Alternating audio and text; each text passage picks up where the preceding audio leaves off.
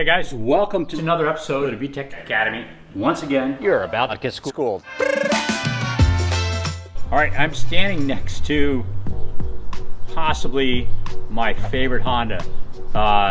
It's kind of a toss-up between this, the 88-91 Civic hatchback, and the 88-91 Civic CRX. This car is absolutely a beautiful car. This belonged at one point to Andy Hope. It's called Project Backmarker. It's now my car, and I'm going to be doing some modifications to it. As you can see, looking at it, it's really a beautiful car. It's got an SIR front end. It's got some very, very nice wheels. It's lowered nicely. The car is actually in beautiful condition. I need to do some modifications though. The engine doesn't work anymore, so I need to put a new engine in. So let's take a look here real quick. It's got the original D15 motor in it. This is dual point injection. The engine bay looks a little bit dirty. Really doesn't do any justice to the exterior of the car. The first Honda I really drove was my 89 hatch. And this car reminds me a lot of that car. I actually used it for autocross and some road racing. It had a full cage in it. It was, to me, my favorite car, just because it was, my race car and my daily driver. I kind of want to do something similar with this car. I want to take it out, do some autocross with it, do some road racing with it, set it up with a decent street suspension setup so that it handles well. But I'm still kind of trying to decide what engine I want in it. I think ideally I want a B18C. I like that engine because you can rev it nice and high. If I put some rods and pistons in it, I should be able to get 9,000 RPM, and that has an appeal to me. I should be able to find a 92, 93 cable operated transmission that I can rebuild and make fresh, and I think that would be a really fun car. I also want to have AC on the car. I do live in Arizona. I would like to actually drive the car on occasion in the summertime, so AC is going to be necessary as well. Of course, I could put any engine in it. I've got a CRX, same chassis, with a J series. I've had one of these with a K24 with a supercharger. I've had one with a K20. I've had one with a B60 supercharger. But I want to try to keep the body kind of stock looking, and so I don't want to overpower the tires. As it sits right now, it has 205 tires on a nice rim. I think what I would like to do is probably around a 225, and that's going to probably limit me to around 250, well, probably under 300 horsepower. So I think if I make a nice 250 horsepower B18C, that'll probably be about perfect for 225 tires. As far as the interior goes, right now it has a full interior. There's a race seat, a Sparco Evo race seat, and then one of the Sparco street seats for the passenger side. And in the back it has the normal seats. I, of course, would like to run a race seat in it if I'm going to be tracking it, so that means I need a roll bar in order to properly attach a five-point harness. So I'm going to go ahead and put a roll bar in it, and that's probably going to eliminate the rear seat. So what I'm thinking about doing with the rear seat is I might actually replace it with some sheet metal work or something that'll actually allow me to take and put 4 rims with race tires in the back seat. I think that would be kind of a cool thing. Should be able to get them back there through the roll bar by turning them and bringing them in, or bringing them over top through the back hatch. But I really don't see myself bringing people for a ride other than maybe one passenger. So what I thought I would do is maybe put a race seat on the driver's side, something nice and low, and on the passenger side I'll probably actually put the stock hatchback seat, because when you hit the release lever it rolls forward, and that'll allow me to have good access to the back of the car in order to put things there. This car is, I think, going to kind of bring me back to my roots. I'm going to have it with a few more creature comforts in my old car. I used to drive it daily, without AC, and it had absolutely no interior other than 2 race seats, a roll bar, a full roll cage, and 5-point harnesses on each side. So I'm going to make it a little bit more comfortable than that. But that's my plan with this car. I think it's going to make a really nice weekend warrior car. Something I can drive to the track and drive back home again in relative comfort. I'm really looking forward to this build. Engine removal on a lift is pretty straightforward and easy. Before you go up, actually you need to do a couple things. Take off the oil cap, take off the radiator cap, that way things drain more efficiently. Also make sure you disconnect your positive battery cable so that things aren't live down there. Anyway, up in the air, then you can remove kind of all the under trays. You can remove the exhaust. You want to drain the fluids. Of course, you want to get the axles out of there as well, and disconnect the shift linkage, which brings us up to an interesting point, a thing called the bitch pin.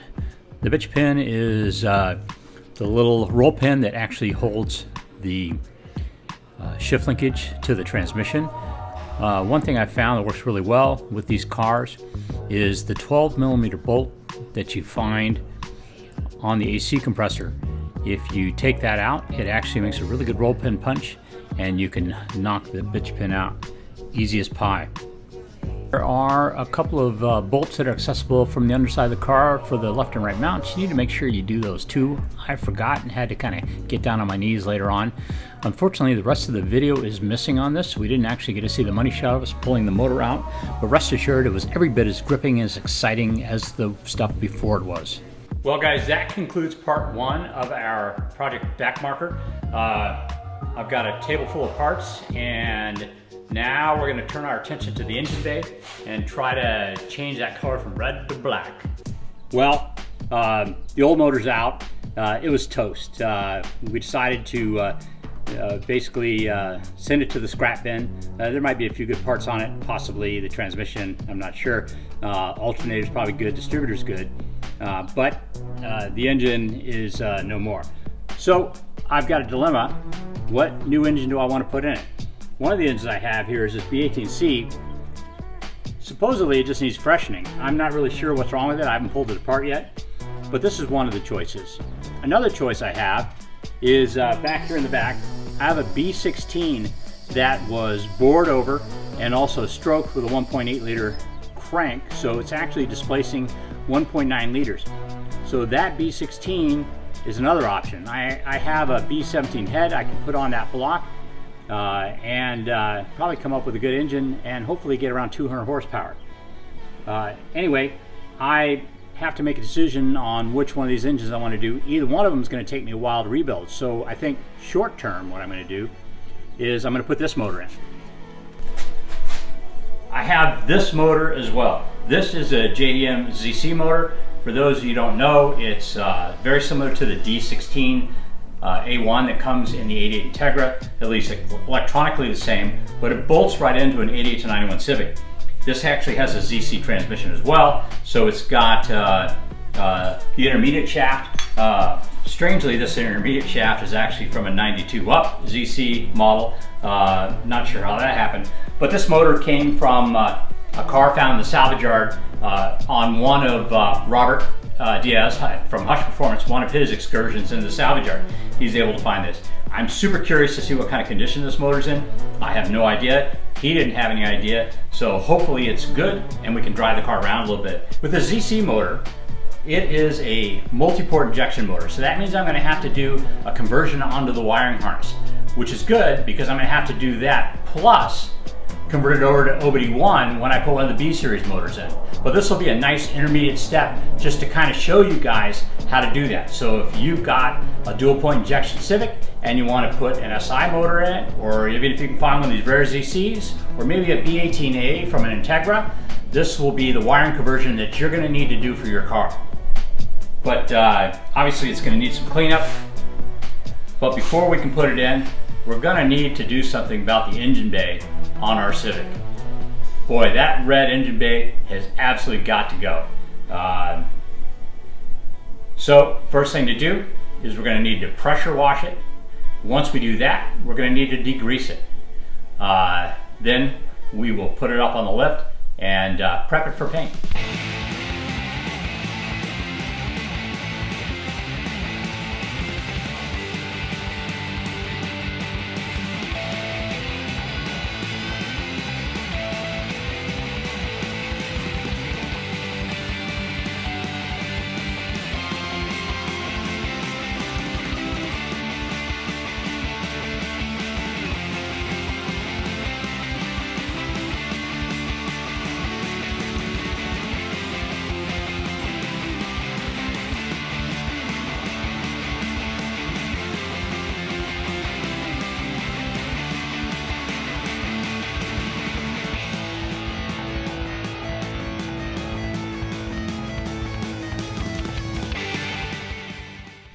There's a lot of bolts when taking the fender off. There's bolts up front, there's a bolt down here at the bottom, there's of course the bolts on top of the fender, but there's two tricky bolts that sit right here next to the door, and you can't really open up the door far enough to get a socket on those. So the trick to doing that is to open up the door, remove the door check from the door, and then you can swing the door open a little bit further and get a socket on those and get them out no problem. This will also make it a lot easier when you're putting them back in, because trying to fiddle those things in there with the door not opening up all the way is a pain in the butt. I didn't completely strip the engine bay before I painted it, so I needed to mask a bunch of stuff off. One of my favorite tricks is to use this right here. This is just ordinary aluminum foil. When you're doing brake lines and stuff like that, this does a really good job because you can kind of form it over anything you want to and crunch it down, and it does a nice job of masking off whatever you want to do, because you can basically form it to whatever you want if you have like an irregular shape or something like that. Some of the other things I used was good old faithful blue tape. That was used for a lot of straight line stuff. Some of the hoses and things like that. That always comes in handy. And of course I had my wiring harnesses in there. I just stuffed those into garbage bags and then taped up the garbage bag in order to keep those paint free. Although I wasn't too concerned about that, other than the connectors themselves, because I'm actually going to relume the harness and make it look pretty again. The engine bay had a couple 100,000 miles worth of grime on it, so in order to prep it for paint, the first thing we did was we used this stuff called LA's Totally Awesome. It's like a buck at the dollar store, and it does a really good job of degreasing that, and a plastic brush. It'll knock most everything loose. And then we used a pressure washer. It had been recommended to my son by his detailer. Greenworks, I believe, is the brand name. We got it on Amazon, and it does a really nice job. So that, combined with the pressure washer, got almost all the filth off. Then to prep the surface itself, by the way, while we're at the dollar store picking up some Totally Awesome, we got a handful of Scotch-Brite pads. They were there and pretty reasonable price. We got in there, kind of roughed up the paint a little bit and removed the remainder of the grease. And the last thing I did was I prepped it with some alcohol. We used alcohol to dissolve what was left there for grease and grime, wiped it down real well afterwards with a rag, and we were ready for paint. Now on the paint, we had some stuff left over from doing the exterior on Carter's Prelude. It was this Rust-Oleum. I wanted a semi-gloss paint for the engine bay. I didn't want anything too shiny. I think it's going to turn out really nice. Like I said, I had a bunch of this stuff already. It comes in a large project size. I used about 1.5 cans when it was all said and done. This is pretty interesting stuff. One of the things I didn't notice until afterwards is they don't want you to use it on surfaces that are going to reach over 200 degrees. Obviously an engine bay, it can reach temperatures above 200 degrees, so I'm curious to see what happens exactly. Does the paint get soft? Does it fade? Does it come off easily? We'll have to drive around for a while and see what happens. As you can see, I think the paint turned out really good. I like the satin finish. It looks nice. When I saw that it was a little too glossy, I went back over it with my Scotch-Brite pad just to kind of rough it up a little bit, and then did a couple of light coats again, and it turned out satin the way I wanted it. Well, again, I think it turned out nice, but we're going to have to see how durable it was. I'm not really sure how that paint's going to stand up to the heat, but all in all, I think it turned out nice. Anyway, thank you for joining me for episode 2 of Project Backmarker. Now I'm going to start putting everything back on. You can see I've already started a little bit reassembling everything, and I'm going to get it ready for the engine install. We are just about to reassembly mode. While I had the car apart, I actually took all the suspension and cleaned it up best I could, put some fresh paint on a couple of the parts there, and also I powder coated a bunch of the brackets that came out of the engine bay. They turned out really nice. There's some other stuff in there I haven't really touched yet. I haven't decided yet whether I'm going to replace it or if I'm going to paint it as well. But right now I've got quite a lot of black, so I don't know if I want to add any more. Anyway, with fresh eyes, we kind of noticed that there was some red showing through in a couple spots, so we decided to do a little bit of touch-up. For touch-up, I kind of changed path a little bit. I have some paint called B17. It's available through Amazon or through Eastwood. It's kind of a paint over rust type of paint. It also has a satin finish. It's actually really nice. I've noticed that even if you paint it on with brush strokes, once it dries, the brush strokes pretty much disappear. We used it to actually paint a roll cage recently, and it turned out really nice. So I decided to go ahead and use that with this. The hardware is pretty hideous. In fact, if you look at some of the things on here, you can see quite a bit of corrosion. What I did for the hardware was I bought a can of carburetor dip. It's made by Berryman, and it actually did a really nice job of restoring a lot of the bolts back to metal. I took the hood latch, and it had been painted and looked really rusted, and it turned out really nice. Another thing I did was I was at the salvage yard recently, and I noticed a couple of black TLs. So I went out and I snagged a bunch of the fender bolts from the TL. They are nice. They were already black, and they look good in the car. The last thing we'll be working on is the wiring harness. I need to do a multi-port conversion on this harness, so that means some wires are going to have to be run to the ECU. I went ahead and pre-ran one wire that I should be able to use to pull through the other 4 wires I need to convert to multi-port. I also went ahead and added another wire because eventually when I switch to OBD1, I'm going to have to pull another handful of wires as well. I think the best thing to do with the loom and the wiring harness that's in there is just go ahead and strip it all down, clean it as best I can, and put all new loom and tape in it. Once I do that, it should look pretty good. Then I have to figure out how to attach it. You can't really buy the little zip ties that Honda used to use way back in '88 for this car. So I came up with a different solution. There are these little clips that plug into the hole that's already in the engine bay, and it has just a slot opening in it, so you can use just a regular zip tie on it.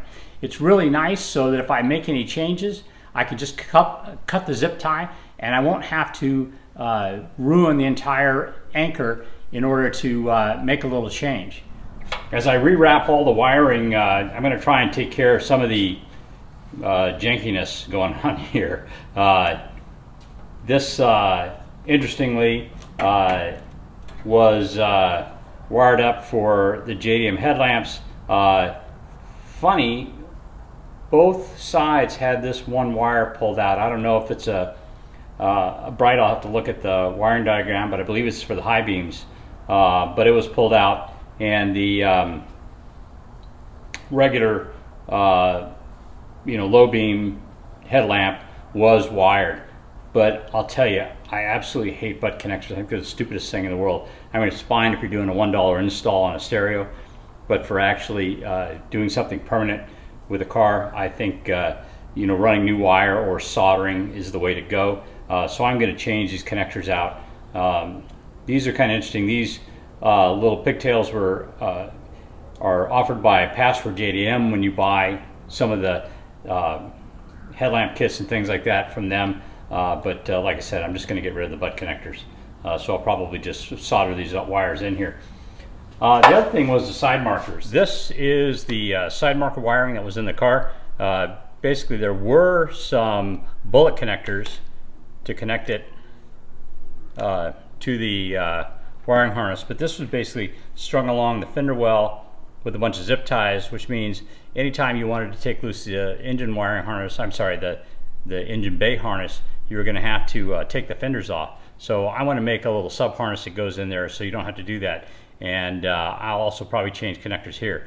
I have a bunch of these. These are old OBD0 2-pin connectors. We used to use these for conversion for ZC motors, so I got a pile of these. So these little 2-pin connectors work really well. I also have the terminals here in a kit, including the little wire insulators as well. So these will all get crimped on, and I'll string the wire through, and it should look pretty good when I'm done. I selected some wire that's the correct color for what I want to do. I went ahead and put terminals on one end. This is going to be down by the solder marker. Then I loomed it as well to kind of protect it. I left this side undone for the moment. I'm going to use it. I'm going to tape it to that other wire that I fed through, and then I'm going to use that other wire to kind of drag everything back through the frame rail. Hopefully I have enough wire here. I did about 54 inches. That should be good. So these are the two plugs that normally go to a USDM side marker on here. One's a turn signal, one's a running light. The running light one was just totally taped off. We pulled it apart, and it is the correct color. Had to clean it off. Green, red with black. That matches what we put in for our side marker here. So I'm just going to basically cut this off and put the correct plug on for that, and we will have a connection.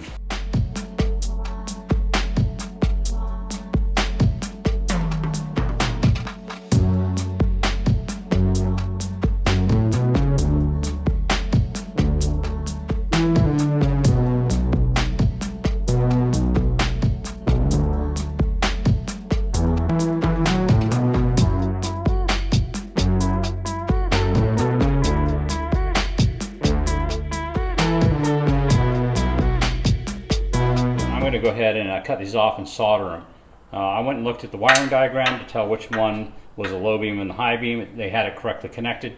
It's just this weirdness here with the grounds. Notice how they took, normally these are two separate wires. You've got one ground with the high beam and it's a plug, and then you have another ground with the low beam and it's a plug. And both these grounds go back to this gang ground, which actually attaches right here. You don't need to use both of them. One of them is good enough. I might just go ahead and use both of them, but I'm going to shorten it up, clean it up, make it look a little bit better. Solder and shrink tube. That's how you do this kind of stuff. Or you just replace the wire with something new. Since I don't have any of these plugs on hand right now, I'm going to go ahead and just solder and shrink wrap these.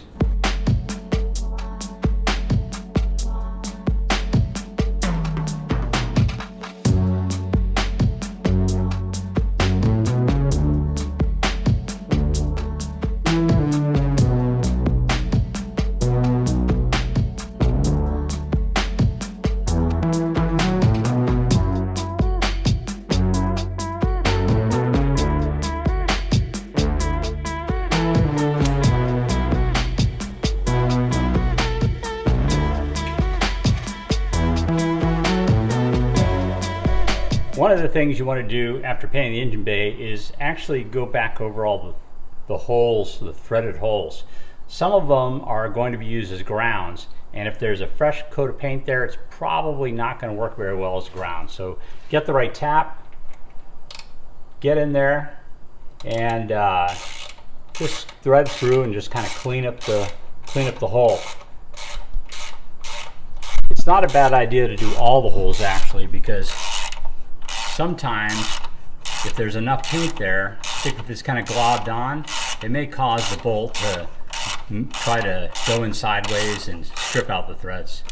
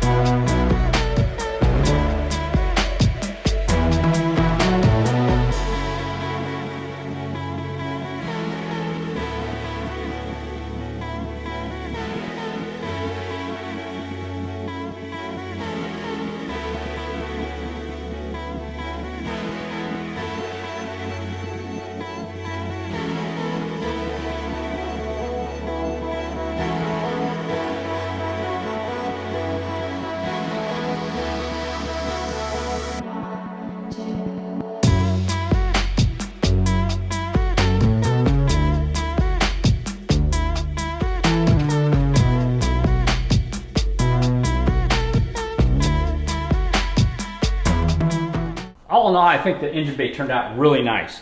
I mean, there's still some work I can do. Some of the fixtures need to be cleaned a little bit more. Some of the fittings have some rust on it and stuff like that. But I think it's good enough to go ahead and install our ZC motor. I'm not sure what episode is going to be next. We might go try to find some brakes for this thing. We're going to do a disc conversion and get some bigger front brakes. But also, we have our ZC motor, and we're going to need to do some wiring in order to get it ready to go in the car. All right, so I'm here with Brian Hasty of Fast Brakes. We are deciding, and actually we have already decided, what type of brake kit we're going to put on Project Backmarker. I wanted to bring you guys in and kind of show you the process we went through determining what we wanted to do with our brake kit. So Brian, we talked about this a little bit. Car is going to run a 15-inch wheel, so it kind of limits us a little bit. Right. And I am going to track it on occasion, also street drive it. Okay. So what did you recommend for me? Well, the first thing we wanted to do on these older EFs, I mean, they're 89, 90, they're 30 years old now. People don't realize it's a 30-year-old car now. Yeah. So the first thing you want to do is you want to make sure that the brake system that was on the car is in decent shape originally. So, and because we're changing most of the components, the basic components we want to make sure that they're in good condition on the booster and the master cylinder. Now, my booster obviously had evidence of brake leakage. Was it on the front of it? On the front of it, right. Oh, okay. Yeah, so, and I understand that it wasn't leaking, so I think it's good. Okay. So basically I tossed the master. Tossed the master, okay, Yeah. which is fine. And so what we're going to do then is we're going to upgrade the master cylinder with another Honda master cylinder from the same generation EF, but it's going to be the one from the EX 4-door that came with this 1.6. Right. So this is a bigger master cylinder. It's a 15/16 versus 7/8, so it's a little bit bigger than the one that came on the car, which you already tossed. Mm-hmm. And, somewhere. yeah. So Pretty sure I threw it away. Yeah. So I use a lot of parts from Centric, mainly because it's a big company. They're been around for 15 years now, and it's good quality stuff. These are all new master cylinders that we can get from them. And so you can see it comes complete with the reservoir, with the leads for the brake fluid level sensor and everything else.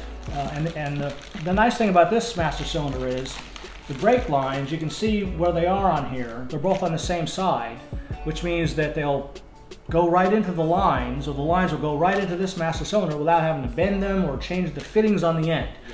Now, if I'm changing the master cylinder, do I need to change the proportion valve? No, because on these cars, the way the brake systems are designed on these cars, you've got what's called a cross-diagonal split system, which means right front, left rear are tied together, left front, right rear are tied together. So that basically means if you were to have a brake hose failure somewhere, you still have some brakes, and it's not just the left side or just the right side or just the rear, which would really be a problem. That's correct. You've got one front and one rear brake. If you have a failure in this, that's why it's called a dual circuit system, but it's a cross diagonal dual circuit. Yeah. And but there's no need to change the prop valve. There's not that much difference in terms of the pressure differential between a drum brake car such as the EF and a disc brake car. Okay. There really isn't. In fact, later on in the Civic line, in the EK Civics, for example, the EK hatchback used the same proportioning valve as the SI. Okay. So there's really no need to change it. I read all the time where people will want to change, so like on the EG Civics, for example, the change from the 40-30 prop valve to the 40-40 and things like that. And it's really not necessary. There's not that much difference in the pressure that's getting sent to the rear of the car with the stock system. Got it. So you don't need to change it. In this particular case, because it's the EF, and the EFs are smaller than the EGs and the EKs in terms of their weight and everything else, I prefer going with the calipers from the Civic EX. Sure. And I recommend that because on a regular Civic such as yours, the factory caliper has a 51 millimeter piston to about 2 inches. On the EX, they have a 54 millimeter piston, and they have that because that car's slightly heavier then gives you more leverage yeah, over little- your yeah, pad. Right, and the pad shape is different, but that can be handled by any number of methods, changing pads. Whereas on the Integra, they're 57 millimeter pads, so that's a big difference. And if you put an Integra caliper on an earlier car, you tend to get too much brake. And the nice thing about the EX calipers, and they typically tell people get the later model EXs from an EG, because they're a lot more common. The pad shape was carried for a number of years, and they make race pads in that particular shape. And many different compounds. Yes, right. From all sorts of manufacturers. Yeah. So that's why I recommend it to people. So we've got Civic EX calipers. Along with my brake adapter kit. Right, because if I had Civic EX knuckles, these would bolt right on, but it still wouldn't be that big. That's correct. They'd still only be 10.3 inches. Right. We're going to an 11-inch rotor. So tell me about the bracket. So the bracket kit, it basically relocates the caliper out about an inch from the center line of the axle. So given we're going from 9.5 to 11-inch rotors, it puts the caliper out exactly where we need it to be at, so the pads are right at the edge of the rotor. Very good. So, front rotors, this kind of interesting is, back when I first started doing this, Right. 1995, I can't believe it's been 25 years already. I had a Civic EF, just like that, just like Backmarker, a 90 SI, and nobody made anything that would fit under 15-inch wheels, so I had to figure out how to do that. And looking through the parts brake catalog, everything else, I finally found a rotor that would work. And it turns out this rotor is from 89 to 91 VW Carrata, but it's the right offset in order to use it with a factory-style caliper with my bracket, in order to put it in the proper position. And then to complete the system, last but not least, are braided steel brake lines. Right. So super important. So we're going to replace the rubber lines that are on there that are 30 years old. They are. And with some braided steel lines. Now, I wanted to talk a little bit about the braided line itself and the construction. A lot of braided lines that are made out there, they're made by various shops and manufacturers. I have lines made by a company back in Indiana called Fluid Transfer Products. I've been buying them from him for 10 years. And one of the things that I liked about his lines when I first found him was that he includes these little black things on the end. And people ask me, what are those things? And they're called retention boots. If you look at a factory line, a rubber line, I don't know if you have any rubber lines around here, probably not. But if you look at a rubber line, both ends are crimped onto the rubber hose, and you see there's a big metal sleeve that's part of the banjo fitting or the inverted flare fitting, and then they clamp it in a big clamping vise, and that prevents obviously from coming apart. Well, on a braided steel line, you don't have that ability to do that because of the way the braided line is constructed. This fitting, where it goes into the line, has to be held in place with a crimped on I can't think what they call it. But anyway, these things were designed, the black little sleeve here was designed to prevent the ends from separating from the line itself coming out. And they're specifically mandated by the federal government under Federal Motor Vehicle Safety Standard. The other nice thing about these lines from FTP is that they have, I specify that they come with all the correct mounting brackets. A lot of times you'll find other products that have no brackets whatsoever on the line. It's just a line. Zip ties. And they expect you to zip tie it to the thing, which is really not the way to do it. I'll tell you an interesting story. Yeah. I had a set of brake lines that came in on a car at the salvage yard. And they didn't have brackets. But they fit. So I put them on my car. And the zip tie broke. And then the brake line rubbed against the tire or the rim. And one day I'm coming up to the just exited the freeway. Hoping to make the light, so I was waiting to do some late braking. And when my foot went to the floor, it was exciting. Pucker factor. Yeah, definitely. And so since then, I use 4 zip ties. No, I'm kidding. Yeah. Since then, yeah, it's. I've experienced the same thing too. You know, I had lines on my before I started manufacturing, building all of these kits way back in the day. I bought a set of lines. I think at the time, they were. I don't know. They were made by a well-known manufacturer. Okay. Let me say that. And I'm sitting in the driveway, and I've been working on the car or something, and I wasn't working on. I'd been working on the brakes. I was just working on the car, but I did something, or I bled the brakes or something. And so I'm, pumping the brakes. I'm sitting there in the driveway, and I'm pumping the brakes, and I decide to hold it. And so I'm just sitting there, hold it, pump it up, and just hold it. And I think, okay, it feels good. All of a sudden, it's like, well, what the heck happened there? Yeah. The line broke. I'm just sitting there in the driveway, and the line broke, and it broke right there at the end. Oh wow! Because it did not have these little guys on there. Yeah. And because what happens is, if you don't have these little guys on there, the line. Oh, can kink. That's correct. The line will tend to kink at the end where this fitting goes into the actual braided steel portion of the line. Right. And I looked at. Yeah, it can basically be. Almost cut itself across the sharp. Yeah, because these lines have a Teflon line. They have a Teflon hose in the middle of them, and they're not designed to bend at a very big, sharp angle. Yeah. And so that's what these prevent, is that bending. So anyway, so I learned my lesson. So I got rid of those lines. One final thing we want to talk about was the directional rotation of the rotor. Yes. Okay, so we're looking at this particular rotor. So it's got the slots in it. You see the slots. Well, this particular manufacturer that I get these rotors from, it's a company called BrakePerformance.com. They have a sheet that comes with the rotors. Every one they sell comes with this sheet, and it talks about how to torque down your wheels properly, and also the direction that they recommend that the rotors run. So in this particular case, the right rotor, which would be the passenger side, would go this way. It's like it's shedding. Yeah, it's what it is. It's Although going this way. Yeah. No, it doesn't really look that way. And in this particular case, these rotors, again from this particular company, they're slots, which you wanted instead of a drilled or a slotted and drilled, go to the edge.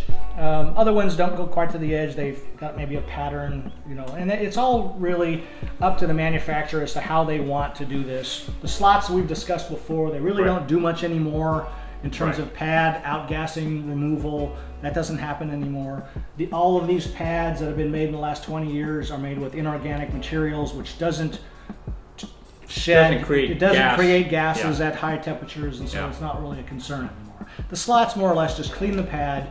Rear disc conversion. Yeah. Since you want to keep the factory type calipers, you're going to switch to a 94 to 01 Integra style trailing arm. Yes. Which will give you the proper track width on the EFs, unlike the 92 93 Integras, which would increase the track in the back. I think it's 5 or 6 millimeters per side, which tends to push out the wheels. Well, not only that, it actually makes the car harder to rotate. Well, right, because you've got a wider track, right. So the 9093 doesn't really work on these, even though people used to do it and they'd find out different. So 94 to 01 Integra, trailing arms, bolt right on, everything works. But I appreciate you having me on and talking about all this, because a lot of times I don't get a chance to talk about specific things. When we're on sometimes for Midnight Oil, I don't get a chance to talk about a particular kit, right? This particular model of car, because of the questions that come in. So it's surprising still how many of these are getting modified. I'd love to have another one. I really, when I got rid of mine, that little red one I had, that was the first Honda I had. That was the start of my Honda affair. Yeah, I'll tell you. If you want to call it that, I guess. Yeah, back in probably 2001, we were selling 80 B series mount kits a month for this car. Right. And that went for 10 years, and we still to this day sell between 20 and 40 a month. Really? Yeah. For the EFs. For the EF. Wow. So, well, they made them from 88 to 91. Well, they made about 225,000 to 250,000 of them a year. For that 4 years. 4 years. So that's almost a million cars. Yeah. Well, yeah. So if there's places where they're still around. Yeah. Exactly. Yeah. All right. Cool. Hey guys, thank you for joining us on another episode of VTEC Academy. and I hope you learned something today. Head on over to fastbrakes.com if you have any questions about brakes or anything like that. Brian's your guy. He knows all about it, and he's got kits for everything, not just Hondas. So check him out. We are here with part 4 of Project Backmarker, and we're getting ready to put the motor in, but we've got to do a few things to the motor first. One of them is make a new wiring harness for it. Now, the 88 to 91 Civic came in kind of 2 flavors. It came as a dual point injection and came as port injection. Port injection is what we're going to need for our new ZC motor. That means each individual port has an injector. And one of the things that went along with that is there suddenly became a new sensor in the distributor called the top dead center sensor.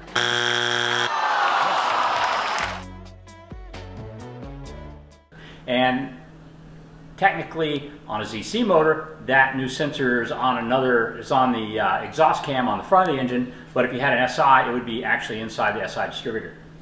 Now, we need to add that wiring to our harness, but we also need to add it back to the computer. So what I've got right now is when we were doing the relooming earlier, I actually put a wire through the harness back to where the ECU is that we're going to use to kind of pull through the other 4 wires we're adding. So we're going to be adding 2 new injector wires because the dual point injection that used to be in here had 2 injector wires.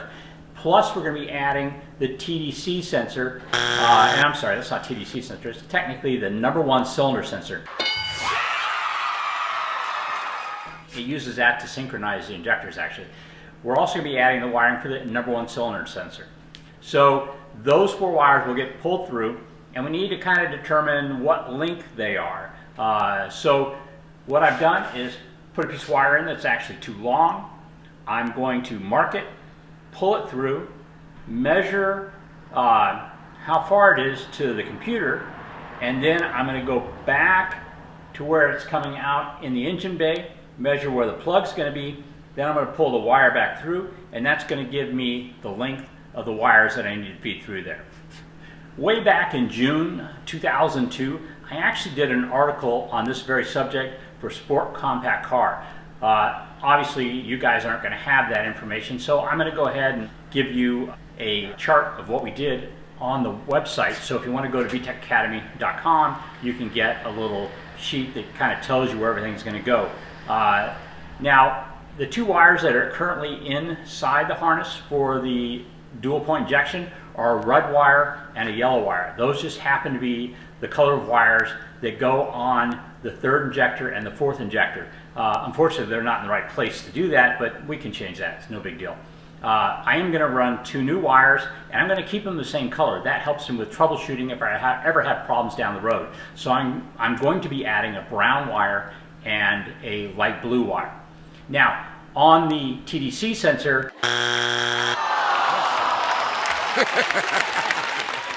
you need to have the yellow wire in the correct place and the blue yellow wire in the correct place and the blue green wire in the correct place. If they get switched, it actually changes the peak of the signal, which is what the ECU is looking for, and it'll actually cause a problem with the timing, and you can throw a distributor code. So it's going to be important that we make sure that we get that stuff in the correct location, and with that, the color coding helps us out tremendously. I actually pulled 2 wires through. This green or black-white wire I'm going to use to pull all the OBD1 stuff, because eventually we're going to do OBD1 on this, because we need that in order to be able to tune the ECU. But initially we're going to run it with an OBD0, so I need to do the multiport injection conversion. So this yellow wire is the one that I ran for that specifically. I'm going to come down here. I have a lot of slack on this thing, by the way. So I'm going to peel it out here, and I'm going to put a little mark on it right here.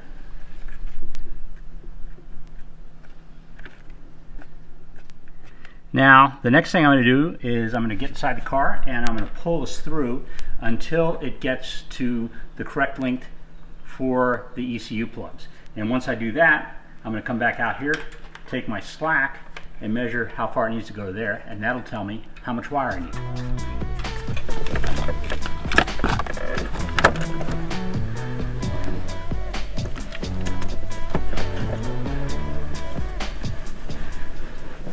So we got our mark pulled in all the way to the ECU plugs. The A plug was the one that was farthest away, so I made sure it reached to that.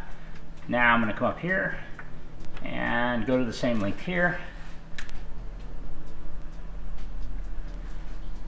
All right.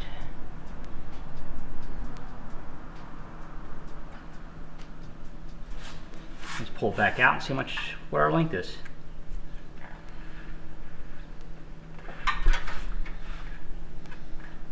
Right there.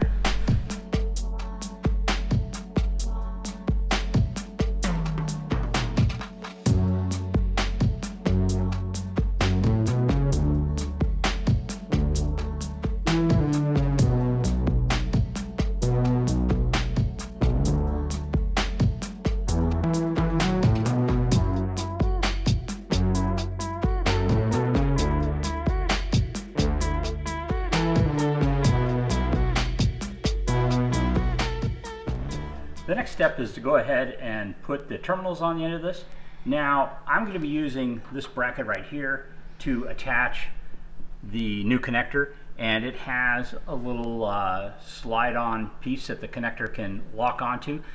In order to do that, on this particular side, the male connector is going to have to be on the engine side of the harness.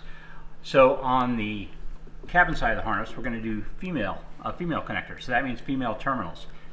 I have here some terminals.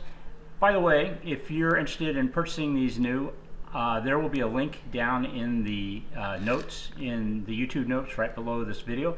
You can click on that and get them.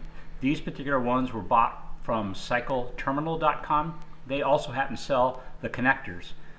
So I will leave I'll leave a link in the show notes for you on that. Also, the tools I have are pretty interesting. A set of high quality wire strippers. Got those on Amazon. These are my favorite strippers. They work really well on the small gauge wires we have. And this is my new favorite set of crimpers. These are iWIS. The model is 1424B. It has kind of an interesting deal. It has 3 different sizes of crimps for the different sizes of wires. And then it also has seal crimps. You don't usually find those on a lot of crimpers. A lot of the crimpers I use don't have seal crimps. And basically what those do is they'll crimp in a circle, so they don't go in and do, I forget what it's called, a C crimp or whatever, the one where they roll the crimp in there. That particular one tends to kind of rip through the insulators. But these are really nice. It took me a long time to find them, but I'll leave a link to those as well. By the way, if you use our link, it comes from our Amazon affiliate page, and any thing you purchase, a small percentage of that goes to VTEC Academy, and that just helps us buy more parts on Amazon when we need them for a car. So if you're not familiar with how to crimp, let me give you a quick little primer on that. So you know, and I always do this. It's actually best to put the insulator on before you strip it, and the reason is sometimes one of the wires will get caught on the rubber insulator and stick out the side and poke you in the finger. But anyway, first thing you do is you're going to strip a little piece. You need enough there that it can totally go past the part that's crimping. See how, if you look at that, when I roll this crimp on here, the wire will actually stick out past the part that's being crimped, which is it's that part right there. So I'm going to do that. I'm going to use the middle size crimper on this because of the size of the wire.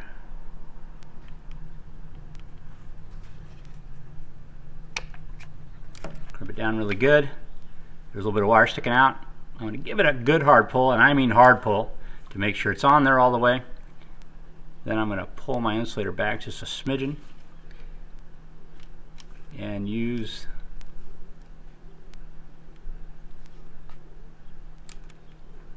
the crimp, just like Honda does. All right, free to go. So I put the male side of the plug up here into the clip and went ahead and made sure everything was the proper length to reach up here nicely. Everything is going to fit really good. I just need to loom it up. But if you notice here, I've actually got to plug this a little bit bigger than I need. This is an 8-pin plug. I only really added 4 wires. I am going to, in the future, do an OBD1 conversion on this car. And because of that, I went ahead and ran 4 more wires. Now, these wires are for VTEC solenoid, for knock sensor, for VTEC oil pressure, and for the secondary O2's heater control. These wires are totally necessary if you live in an area where you have to have a carb legal car, and let's say you're doing a B16 out of a 94 Del Sol VTEC or B18C out of a GSR. You're going to need to add these wires too. We don't strictly need to do that. We're going to be running a P28, and honestly, we could get away just with the O2 heater wire and also with the VTEC solenoid wire. But I decided to go ahead and run all 4 of them just so I can show you how to work them, just in case you live in an area with fairly strict emissions. So the next thing I need to do, they've been pulled through, I need to trim them down to fit and plug them in. Oh, something interesting. I actually didn't have the proper colors. We have a red-blue wire, which is your knock sensor.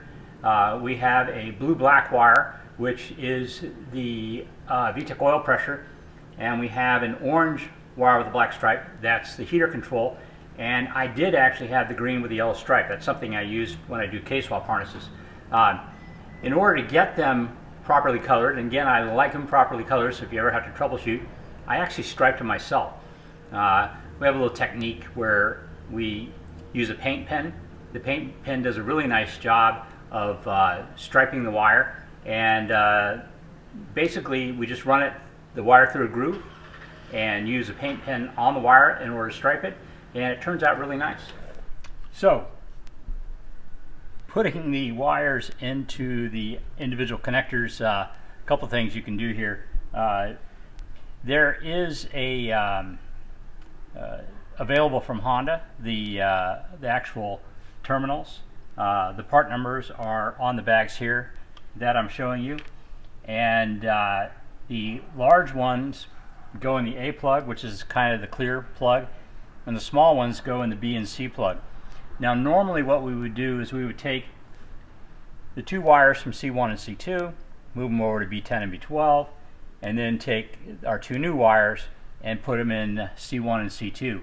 Now I'm not going to do that, and here's why. What I've noticed is this Honda pin tool, which is used for extracting the 2 pins from C1 and C2, is ridiculously expensive now. If you don't have one, you're not going to get it out. It's got a very specialized tip on the end of it. When you push it into the connector, it actually pops the terminal out the back side of the connector, and that allows you to depin. I think I saw them available for like $106. So we're just going to do this the easy way. It's going to go against my grain to put the wrong color wires in particular positions, but we're going to go ahead and do that anyway. So we are going to take our 2 wires, put them in B10 and B12. I'm going to have to look up real quickly which one goes where, but these terminals are kind of tricky as well. They have a lock in them that you have to pry both the tabs up to slide the lock out in order to be able to put a new terminal in or take the old one out. It seems to me I'm forever prying up one side, and then when I go to pry up the other side, the first side pops back in. I actually used to have a special pair of pliers that would do both of them at the same time, which I don't anymore. Actually, it might be at work. I don't think I threw it away. Anyway, I'm not at work, so I'm not going to worry about that. I'm going to take the clip out, figure out the right place to put the 2 pins, and get those in, and we are done with the wiring on this end of the car for now.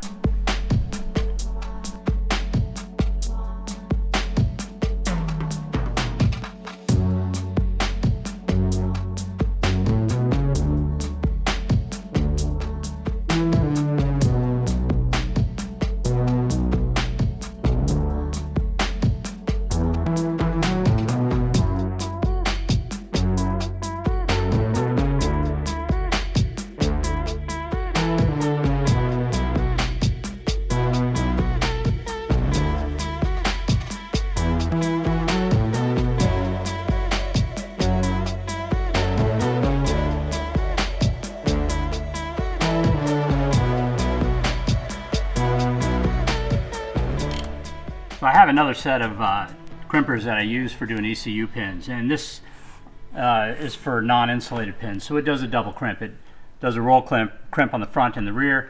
So this what do they call this? This jaw, this die has kind of dual size, so it not only roll crimps on the wire, it roll crimps on the insulation. So you wind up using on the smaller pin the second one, and on the bigger pin the third one. The bigger pin's a little bit tight with that, but it works rather well. These again are from iWis. The part number is SN-28B, and they do a great job on K-series ECU pins as well. By the way, all the tools I'm using, I'll go ahead and put a link in the show notes down below so that you can purchase a set if you want to also. They're pretty reasonable. I believe I paid about 32 bucks or something like that. Far less expensive than that Honda pen tool.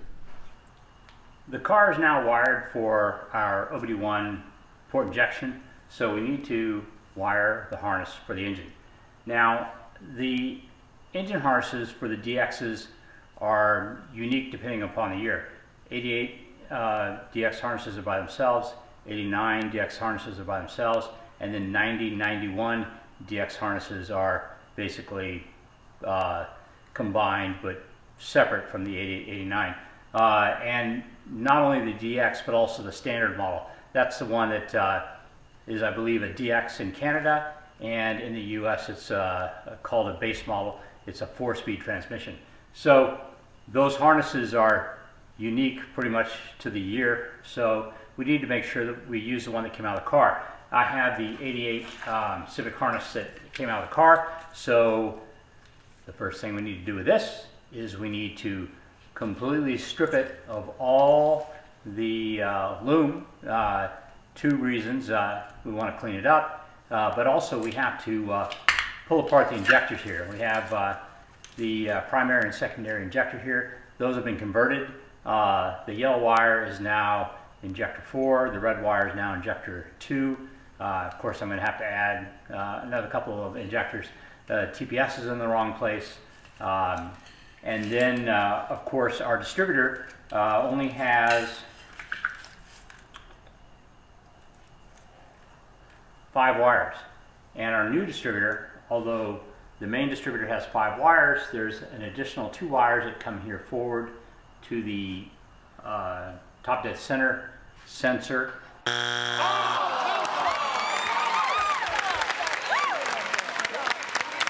What I'm going to probably do is, I don't know, we'll see. I could run a separate set of wires with a small 2-pin plug, or I could run it into a 6-pin plug and then divide it up there, which is what I'll probably do, since in the future I'm going to convert it to OBD1 and I want to have the wiring kind of pre-set up for that. Anyway, number one job is to grab a beer and a knife and start taking this apart.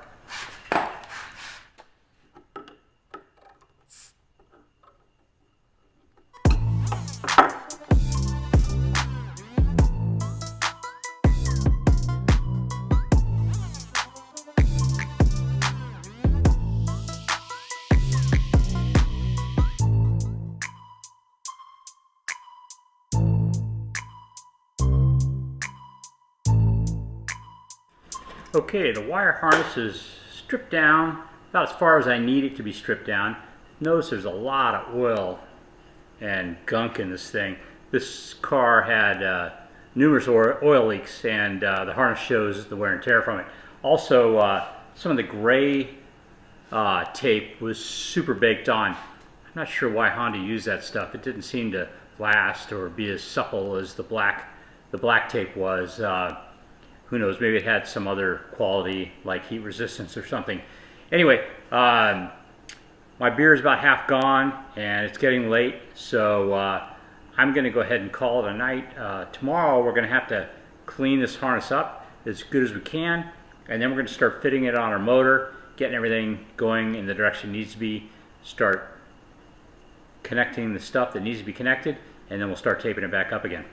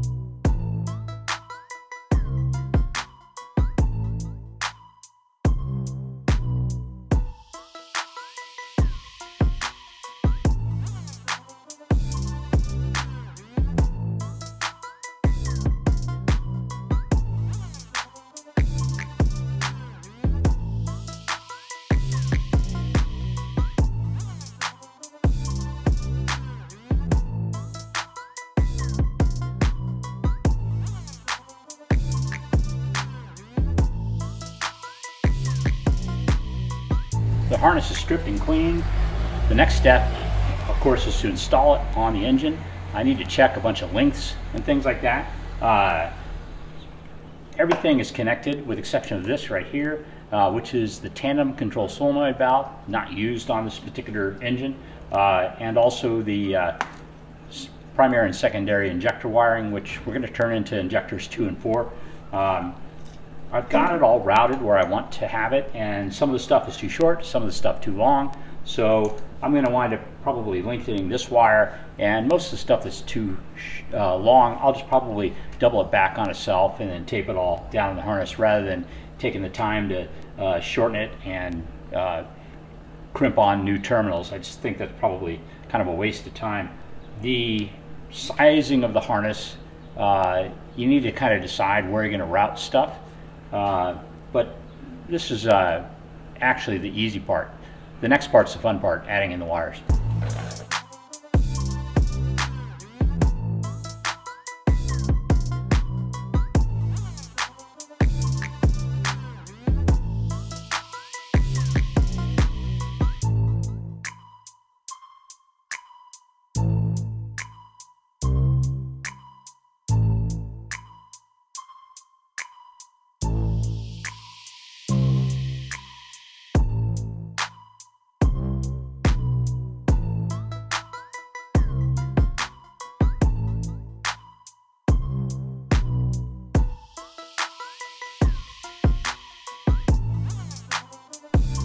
Okay, I took the plug that we're going to be using on the shock tower and I went ahead and loaded the 4 wires that we're converting over to. I have my 2 injector wires for 1 and 3, and I have the 2 wires for the number 1 cylinder sensor. Now, I went ahead and taped them up, tried them on the car, make sure the length was correct, and taped it in the harness. And now what I'm going to do is just lay these wires along here. Now on the injector wires, going to do the same thing. We're going to go ahead and bring it down, come out to where our other wiring was for injectors, which is way the heck over here. Now what I noticed was, or what I think I'm going to do, is I think I'm going to come back across with the injector wires and come up through the middle of the intake manifold, kind of a semi-tuck looking thing. So I'm going to make sure that I have lots of extra wire to do that. The wire's pretty cheap. I'll cut those off, and now I have all 4 of my injector wires laid in there. Next step is go ahead and tape the harness up a little bit more firmly. I'm going to have to strip out this area too, because I'm going to wind up running my number 1 cylinder sensor wires inside of this loom. I had forgotten about that. The other thing I'm going to do is I'm going to look at all these connections here. A lot of these are pretty brittle. This car is, you know, pretty old, 1988. In fact, probably older than a lot of you people watching this. I need to make sure that it's not crispy. So I'm probably going to go back and repair anything that I find that is a little too crunchy. That's not too bad. That definitely is. This oil pressure sending unit, that is just absolutely brittle. And this is the insulator around the oil pressure light. So I'll probably replace that too. By the way, Honda used this up until, gosh, probably 2007. So you can usually find nicer ones on some of the newer harnesses. Whatever you do, though, don't cut up an RSX harness to do that. So anyway, I'm going to look through my box of plugs, see if I can't find some better stuff, and replace those too. We've run our wires from the right-hand shock tower over to where I think they need to be for the number 1 cylinder sensor. So that's done. The only thing left is to choose the final length when we try it back on the engine again. So I'm going to turn my attention over to the other side. This is the driver's side shock tower, and if you notice here, I've peeled back a bunch of the wires already. We have this black yellow wire, which was power for the tandem control solenoid valve, the orange wire, which is a control wire for the tandem control solenoid wire, and then these 2 power wires for our primary and secondary injector. If you notice, one of the wires is thicker than the other one. We're going to go ahead and leave that one in there, but we're going to de-pin these other 3 wires and get them out of there. We're going to leave the thick one in because that's actually going to be the power for our new set of injectors. So the way it works typically is on the OBD0 car is there's a single power wire. It actually goes to a resistor box, and the resistor box then distributes the power to each one of the injectors.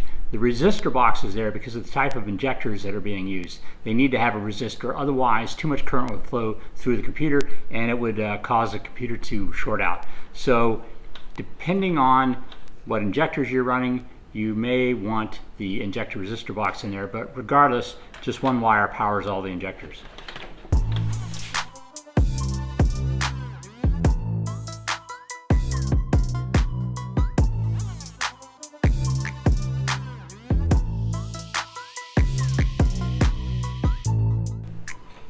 Now we did leave our red and yellow wires through the harness. These are going to be our injector wires. Well, after trying the harness on one more time onto the engine, looks like I'm going to need to lengthen our yellow and red wire to bring them over to where I want to come out with the other injector wires. They don't need to be quite this long, but they do need to be longer than this so they don't reach. On a lot of occasions, what I've done simply when doing this conversion was just find an SI harness or a 9091 integral harness and basically just strip out the injector plugs all the way over to the shock tower on that and then splice that in.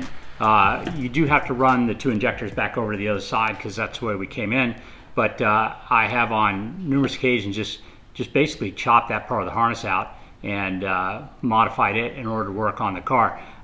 This time around, I think I'm going to do something a little bit more custom because I want to try to, clean up the wiring a little bit rather than just kind of hacking in other wiring into it. But that's an option for you, and it's actually a much easier way to go about it because those the integral ones are slightly long, but if you can find a Civic SI from 88 to 91, those are actually the right length, so they just drop right in there. Again, the only thing you have to do is take the 2 injector wires and run them back over to the other side. Make sure you grab the injector resistor box if you're in there grabbing something like that. The one for the 90 Integra, 9091 Integra will work. The ones for the 90 to 93 Accords will work. And of course the 88 to 91 SI ones will work. They actually fit in best because of their metal bracket. They tuck in there real nice. I have one that I found, it's actually damaged. I'll go ahead and repair it. But next step is to lengthen this and start looming up my harness so that I can just finish the injectors themselves. Oops, well, actually more than that. I need to find my injector power wires and put those in as well, as well as lengthen these. Well, everything's been fitted, taped, and I think I feel pretty good about the way it all fits. The only thing I wasn't able to do this evening was, I should actually say this weekend, this was a couple-day project. This is a funny thing about YouTube. Literally, this job would have been taking me probably, I don't know, 3.5, 4 hours to do. But because I'm trying to film it as well, it took for frickin' ever. Probably looking at about 8.5, 9 hours total over the last 3 days. But anyway, I have all the wires where I think they should be. The only thing I wasn't able to do was put in the injector plugs. It turns out I don't have any terminals, Honda terminals. I thought I did. I was going to use the stock injector plugs. So I went online, found something I think is going to work from Corsa Technic. We'll see if it does, but that'll be in a later episode. Anyway, the harness is, I think, well fitted. I've got all the wires going where they should. So the only thing left to do is tape it up and loom it. So once I do that, that will conclude this particular episode, which was basically about wiring. The next episode is going to be about cleaning this unreal filthy engine. This thing is just ugly. I actually recently put out a post on Facebook asking for suggestions on what to do for cleaning. There was a bunch of different suggestions for different block degreasers and stuff like that. The one I thought was most interesting, though, was from the owner of Science of Speed. They do a lot of NSXs and S2000s. More on that in the next episode. I went and picked up my ZC motor that's going in Project Backmarker, and just kind of going over the condition of the motor right now, checking everything out, and it looks to be mostly there. There's a few little problems. One of the things I noticed was the throttle body. Although it looks like the JDM throttle body, I believe there's a solenoid missing. There's a little solenoid that normally goes up here, and it actually kicks the idle up slightly when you drop your foot off the throttle. That's missing, and sometimes that can cause a car to stall if you don't have the idle set high enough. So I'm going to take a look for one of those. I believe you can find them on 88 Integras, and you may also be able to find them on the SI motor. So I'm going to take a look, see if I can't find that. Next thing I noticed was the header on this, and the header is actually an OBD1 header. You can tell because on the back side is where the O2 sensor is. Normally on the OBD0 cars, the O2 sensor is up here on one of the runners up front. And the reason that is they're not heated O2 sensors. So if you have your O2 sensor in the back and you're like in stop and go traffic, when the weather's cold, they'll quite often throw a O2 sensor code. So we want that heater up front since we don't have a heated O2 sensor. If I decide at some point to switch to OBD1, we might save this header, but in reality, I think I want something aftermarket. This one's kind of a little bit dingy and weirdly painted red for some reason up here. The distributor is missing right now, but it's not that it came without one. That distributor is actually sitting back in my office. I lent it to one of my employees to troubleshoot his car, so I still have a distributor for it. I need to go get that and bring it back. Next thing is this wire harness was actually a converted wire harness. So if this car was probably a DX originally that it came out of, I noticed somebody wired that directly in. Normally there's a plug, and plus there's a 90 Integra resistor box. Now, I don't know if you know what the resistor box is for. The early OBD0 injectors and the Accord OBD1 injectors all required a resistor box. Otherwise, they would draw too much current and actually damage the computer. So I need to either put the right injectors in, or I need to find a resistor box. This one, I can't remember if it bolts in nicely into the chassis. If it does, I might just convert it back to having the 6-pin plug so I can plug it in. One of the other things I found was the speedo drive was broken on this. Obviously somebody pried on it with a screwdriver to try to get it out. I'll just grab the one off the old engine. They're all the same. Next thing is the hoses are pretty crusty. Although the main radiator hoses are in not too bad a shape, I went ahead and ordered new ones of those. The hoses on the back side, the little passages that go through the throttle body to kind of preheat it, to go back for the idler control valve and stuff like that, and some of the other hoses on the back side that route water in various places. You pinch them and they're a little bit crunchy. That means they're going to fail. So I need to look for those hoses. Not sure they're available anymore. I'll have to see. They're actually molded hoses. Might wind up with just bulk hose rather than the molded hoses. As you can see here, this engine is pretty stained. You can see that the aluminum is really dark. Somebody had taken the valve cover and tried to strip it down, and then actually went in there and scraped some of the paint out. I'm going to have to do something about this block. In fact, that's going to be an interesting thing. I put a post on Facebook asking people what their recommendations were for cleaning blocks. And people, one of the things that I always heard in the past that worked pretty well was oven cleaner. I think what I'm going to do is choose about 5 of the chemicals that people were suggesting and try them out on the block and the transmission and see if it does a good job of cleaning, and that will be part of this video, so you can check that out. One thing that I thought was really interesting, a couple people suggested this.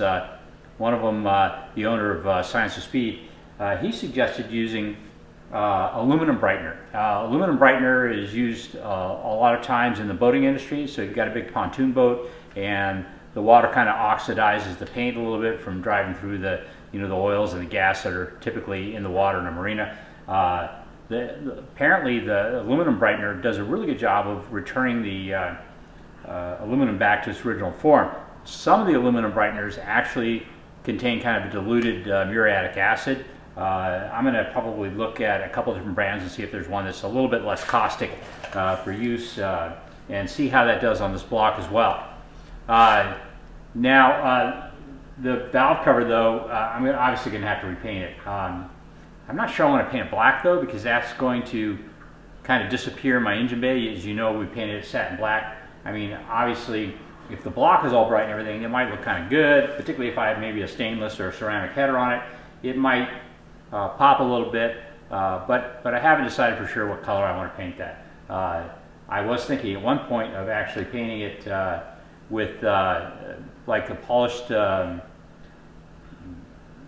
don't know if you've seen the ceramic coated headers. I was thinking about painting it something like that. The problem is polishing it once it's painted. Is that going to be too gaudy? We'll just kind of have to see how that works out. There's no AC pump on this and no AC bracket. I believe the same D series bracket that came on the stock engine will work on this block. I'll check it out and see. But that AC compressor was toast. There were two AC compressors that went with this engine back in the day. One of them was a Matsushita, the other one was a Sandin. The Sandins, I understand, are rebuildable, and the Matsushitas not so much. So what I might wind up doing is actually looking at some of the salvage yards in the northern part of the US to see if I can't find a good Sandin compressor to put on this, because typically they get used a lot less than the ones down in Arizona. Arizona is famous for just crushing AC compressors.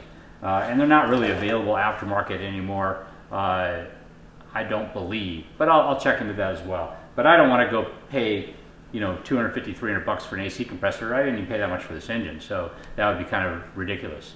You can see here the plastics are just a little bit dingy. I don't know if there's a technique for reconditioning plastic. If you know of something like that, I would love to hear it.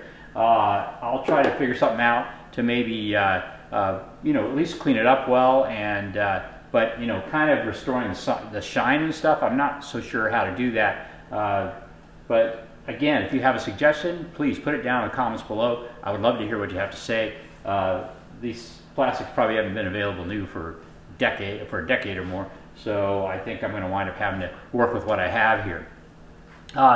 Last is the timing belt. While I have the plastics off, I might as well check the timing belt. I believe it's the same as an 88 Integra. By the way, that's what computer I'm going to be using, at least initially on this build. Anyway, I believe it's the same as the 88 Integra. I'll double check that and make sure it's correct. I think these had rather large timing gears. That's one of the reasons this bumps up so much. But I think the first thing I need to do is get in here, remove any of the hoses that I want to remove, remove the wiring harness, and kind of generally prep it for cleaning. I want to see if we can get this block back to its nice, bright, original form. So excuse me while I set up a time lapse, and I'll go ahead and pull everything off.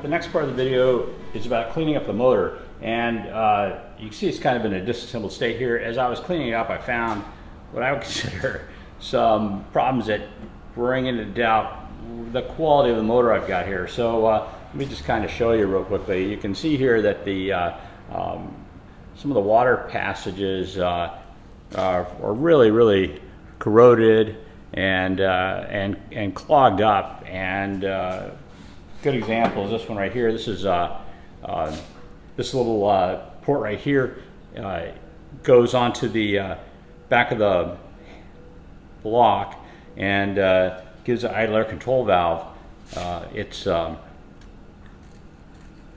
its water, and it basically is just absolutely, there was no water passing through that. So the idle air control valve obviously wasn't working right. The water pump too looks pretty hideous. Looks like it's taken a couple impacts actually. You can see these fins bent over. This one kind of rusted away. I mean, obviously I shouldn't say that. The plan was to look at the timing belt and then decide whether or not to replace the water pump and the timing belt. The timing belt looked a little bit old, but once I saw the clogged water passages, there was just no way I was gonna put this motor in without doing a little checking. So along with clogged water passages, quite often, oh my God, along with clogged water passages, quite often you'll find a blown head gasket. So I decided to just go ahead and disassemble the engine, take a look and see what the water passages look like in the block. Originally I hoped I just could flush it out, but this is just horrible.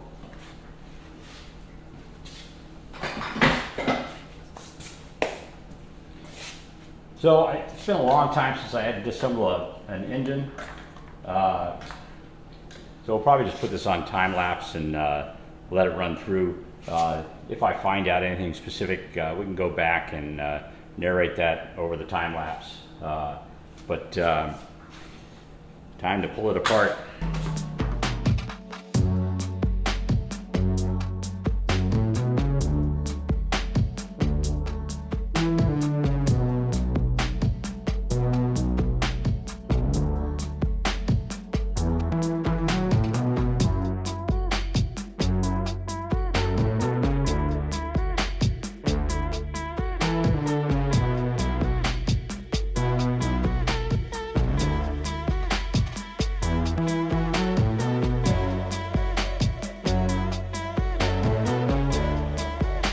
The camshafts look probably stock. They look stock, and they look in fairly good condition. There's not a lot of wear on any of the lobes, so they actually look really good. I think so far good news. Top end looks good.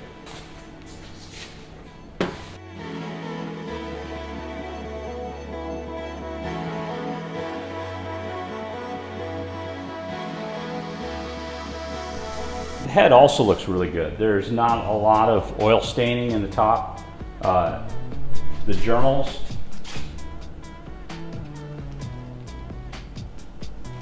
all look excellent. So good news. I feel a little bit more confident about this, but still, we're going to tear it down.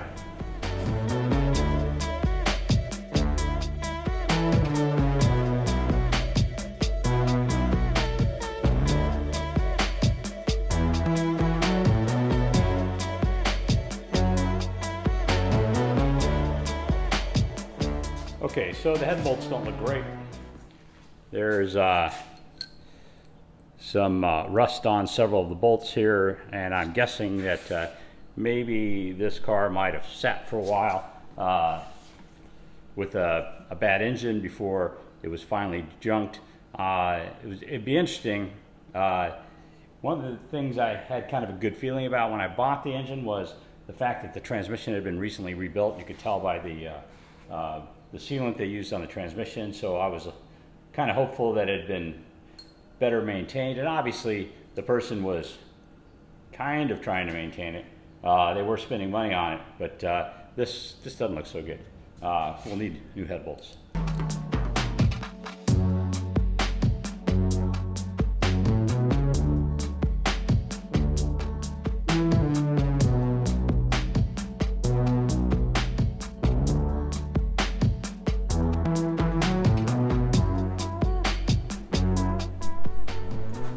Wow, can't believe how clogged these passages are. Need to probably take a look at the underside of the head as well. Well, here's the bottom of the head. The head gasket is still in place. Let's see if we can pull it off.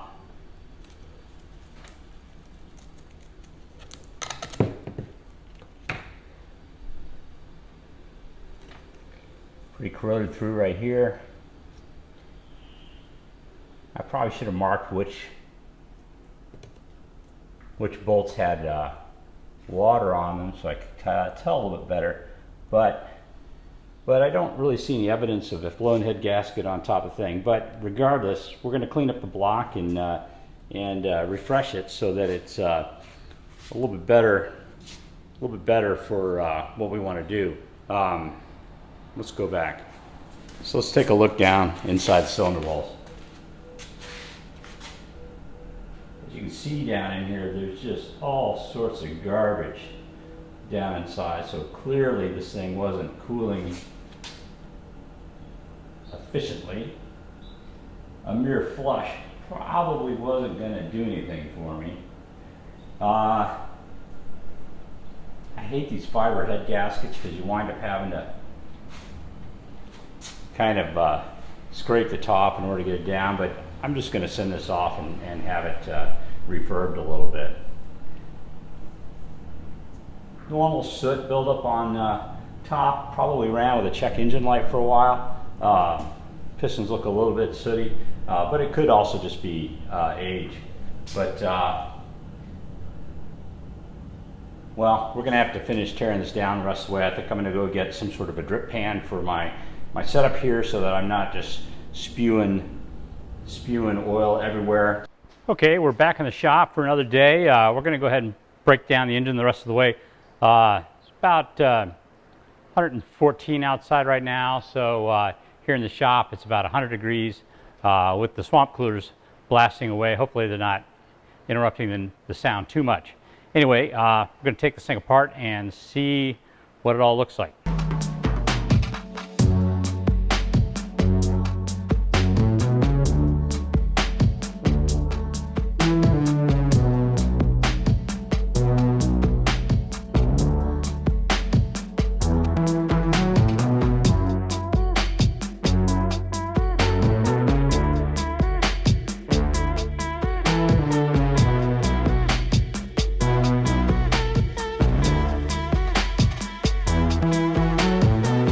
The bearings have some decent wear on them. They don't look bad or damaged at all, so I'm pretty encouraged by that.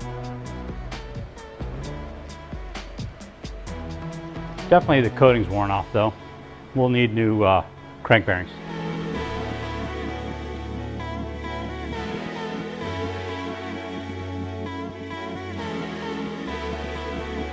First look at our rod bearing, and it looks pretty good.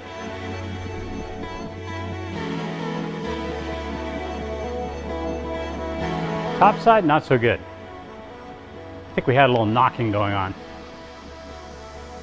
Well, new rod bearings too.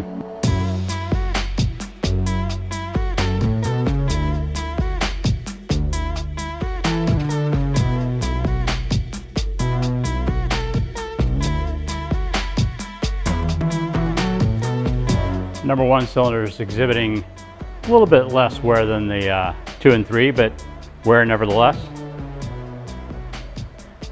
Didn't mean to drop that piston, but the thick layer of carbon actually protected it.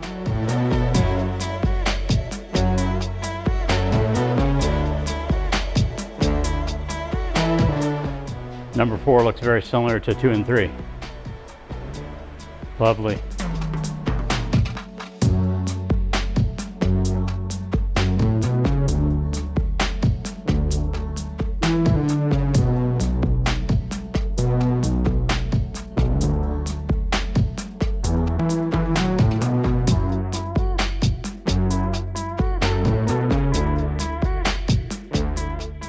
One of the bolts clearly got over tightened at some point and rounded off a little bit, but luckily a 6-point socket took it off.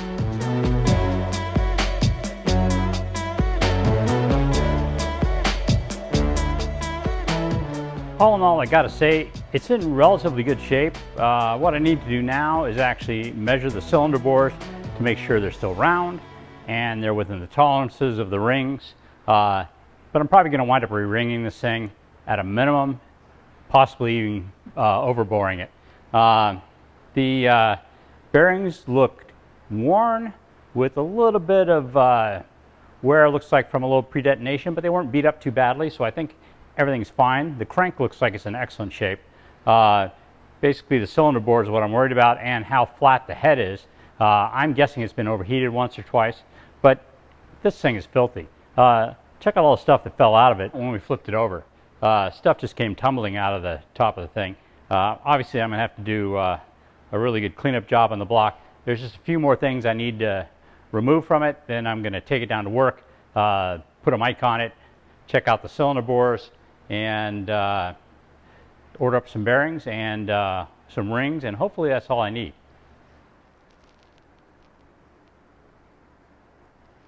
Well, just at first sight, I'd say the cylinder bores are okay.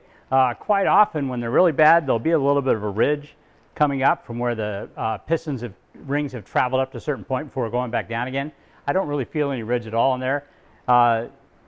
You cannot see any of the hash marks you usually see, the cross hatching you usually see when an engine's been bored recently. So I believe this engine is just, other than putting the car and run, I don't think it's ever been taken apart and serviced. So obviously that's what we're going to do. Looking down in here now, just all sorts of garbage in here.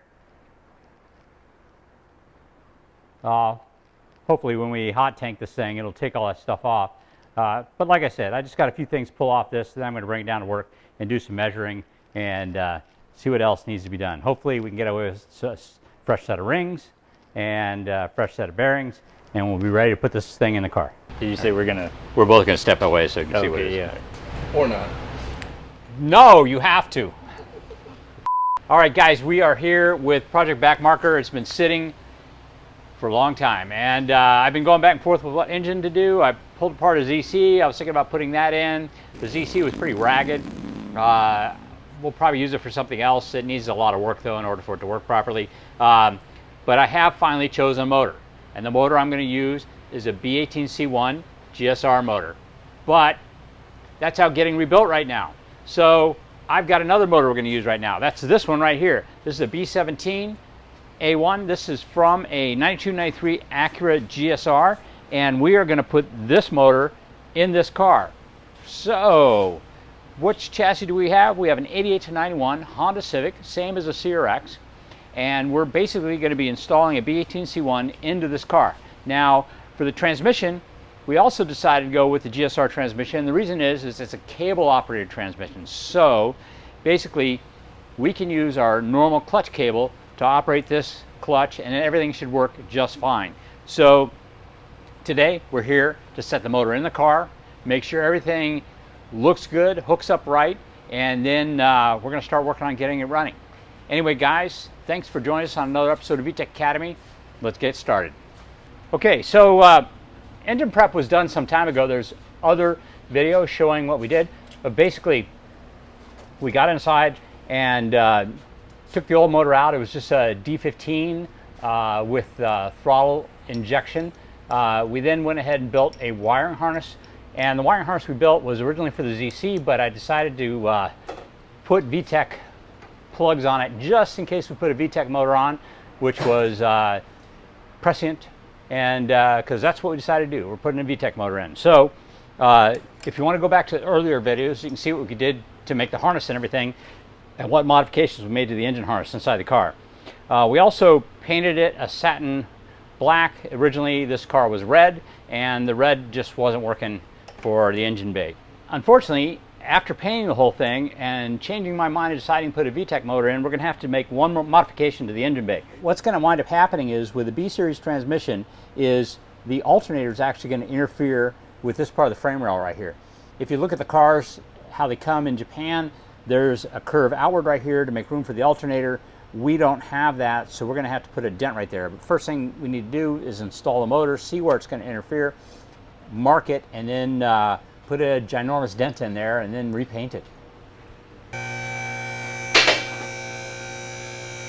How many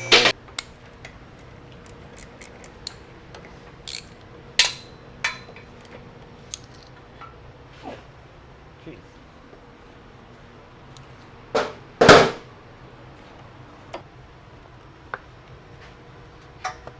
It's zip tied right here, but I think I can.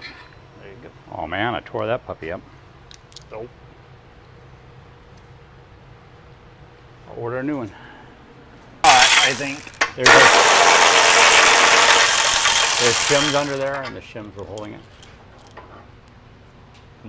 Still got the factory shims.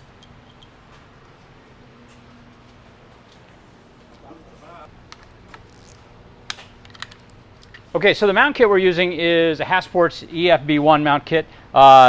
We also added this block bracket. Now a B17 actually comes with this block bracket on it already, but if you're doing some other B series engine, it probably has a different block bracket, like if you're using a B20, using a B16A2 from a later model car, or like a Del Sol VTEC or a B18C.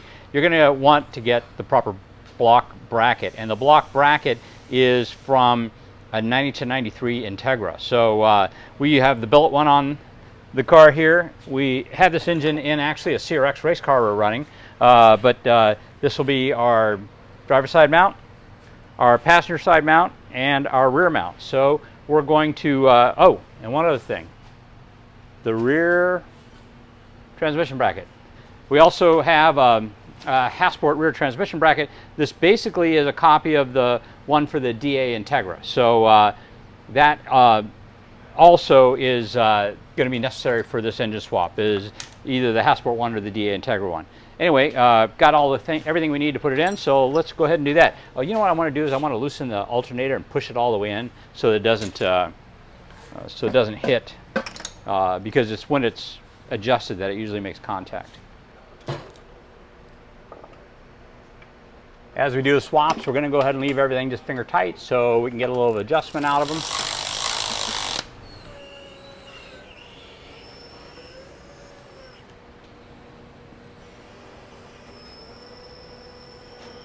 Oh, you can't see anything.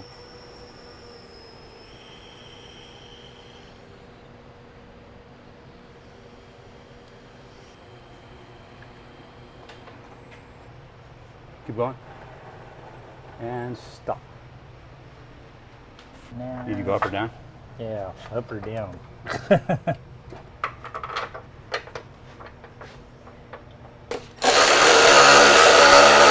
Jeez. Almost. If we look down here, we can see how close that is right there. And if we were to adjust this back, it goes back almost 2 inches. It's definitely gonna strike it. As we tighten it back, you can see it's making contact here now. So what we need to do is we need to come back here by about 1 inch and put a dent in, probably about 1/4 inch in. And that will allow us to clear as we tighten up the belt. I have in the past actually used a shorter belt and be able to get it in, but it seems like it slightly makes contact sometimes. But anyway, let's give it a try. Bada boom, bada bing. Yeah, I'm just Yeah, like, it's a lot of putty. yeah, that's a lot of putty. So that's been replaced. Get a big hammer. And then repaint. Of course, repaint it. Yeah. One of the things about banging this, if you want to be accurate with your hits, this is how I suggest you do it. You take a hammer and place it where you want the hit to be, and then you take another hammer and hit that, so that you're transferring in a spot, because hitting it exactly where you want to, swinging it, is not always easy to do, particularly in the confines of an engine bay. So sometimes, in order to be accurate, I find that you place it where you want, strike the other hammer, and it puts a dent, more or less, sledgehammer surgically in the place you want it.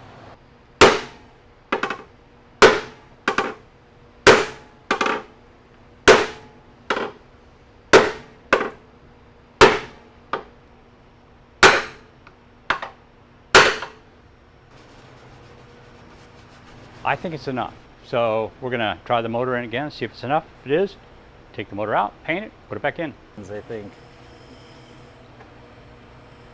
Here's that I need to put a little bit more, just a slight bit more on the bottom. So I kind of dished it a little bit, and down here towards the bottom of the frame, that needs to go in a little bit. There's plenty of clearance up top, plenty of clearance to go back. Let's so that's tight. So yeah, you can see down at the bottom of the pulley, if you come forward, it's awfully tight down there. So a little more denting. I thought that was a firecracker.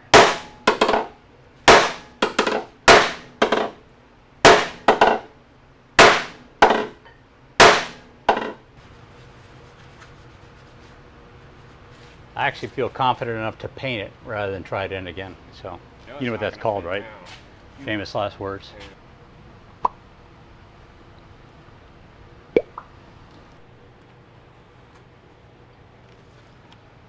Gonna be the fuzzies in it. Nice thing about that color is that it blends well. Yeah. Pro tip, by the way. If you want to reuse your paint, like I have paint that's 20 years old, two things. After you get done using it, turn it upside down and spray till no paint comes out. That'll clear the nozzle. And the other thing is, when you store it upside down. That way the ball doesn't get locked into the bottom with all the thick stuff. It's a lot easier to mix up. I have stuff that's literally 20 years, I bought 23 years ago and still use it. Nice. I'm gonna go empty it out. This is my harness I converted for ZC. If you recall, in an earlier episode, I changed it over to port injection. Also added another sensor for the distributor.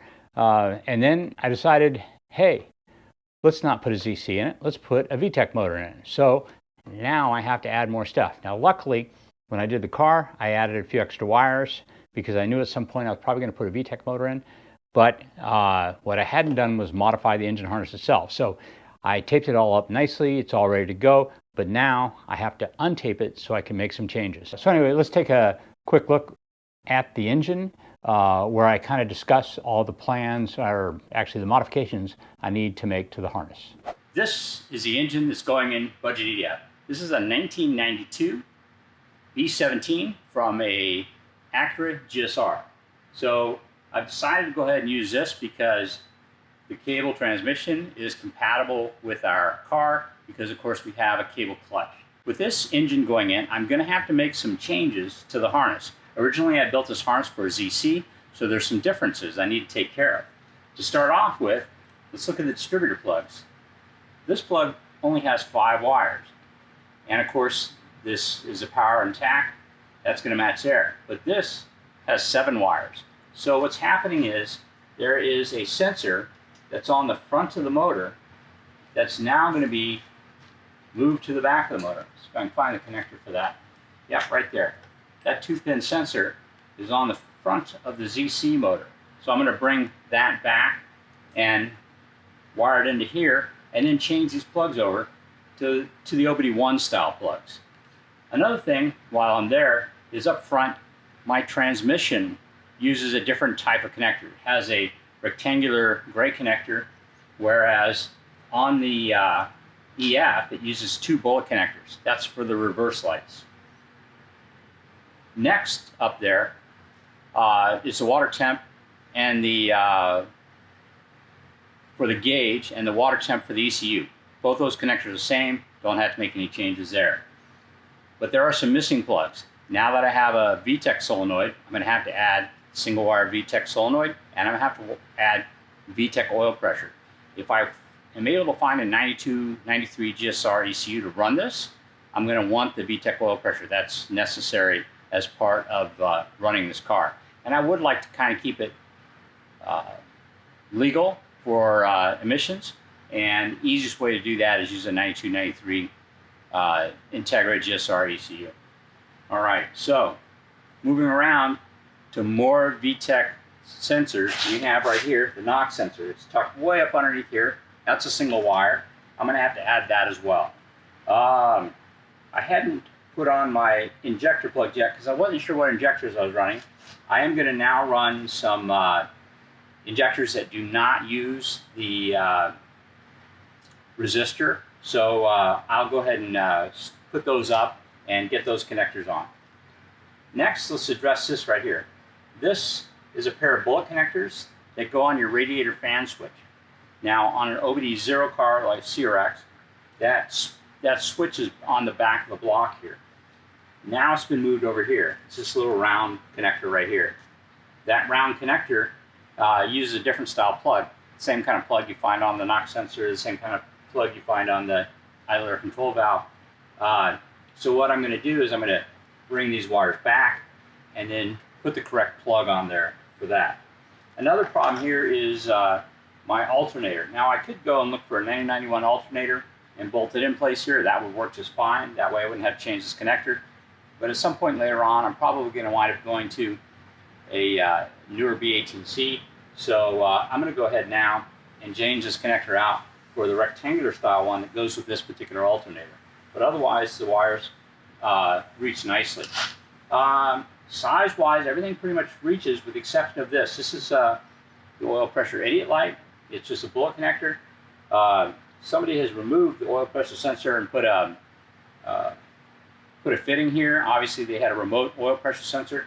I think it was for a gauge cluster. I'm going to go ahead and put the oil pressure sensor back there, and then I'm going to probably lengthen this about 3 inches so that when I have the wiring harness all tucked up underneath the manifold nice and neat, it'll be able to reach down there. The ACV plug is the same, so no problem there. The intake air temperature sensor is the same on this particular manifold that's over here on this end runner, so it reaches without any problem. So just really a few modifications I have to do.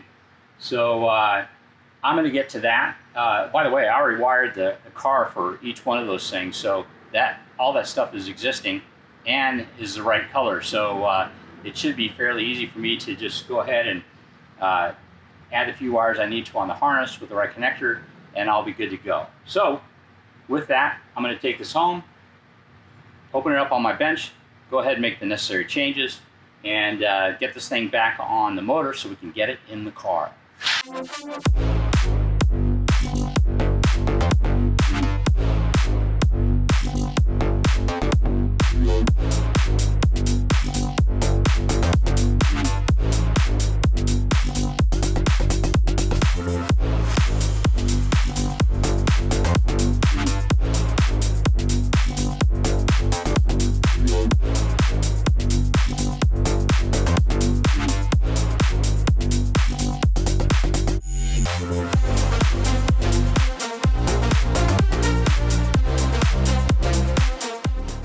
Okay, finally, harness is done, harness is on the engine, pretty much everything's done. By the way, this harness fits a little bit tight, and if you're modifying an SI harness, you're going to find it fits a little bit tight, and that's because this engine is actually quite a bit bigger. So be careful when you're doing things, make sure you lengthen stuff that you need to, so in order for it to reach.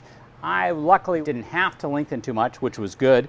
One other thing is, when you put this on, make sure you tighten this bolt right here. This is called the ground wire. Not tightening this ground has sidetracked countless swaps. I can't tell you how many times I've had people call me with problems, and the problem was just a simple fix of tightening that one ground wire on the thermostat housing. It can cause problems with the distributor, with the main relay, with the injectors, with the fuel pump, and sometimes people just go nuts trying to figure out what it is. And I have had people swear to me up and down that they tighten up that wire, and then a week later I finally find out that, you know, it took them 4 or 5 days before they finally checked it, and everything runs fine.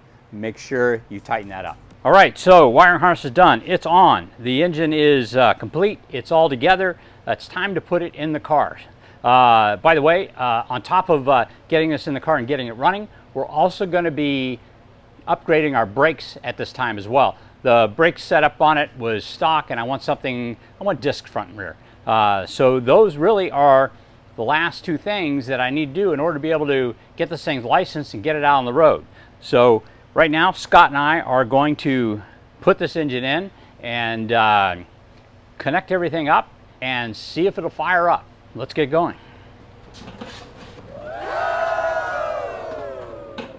Alrighty, Scott. You see what I found inside the car?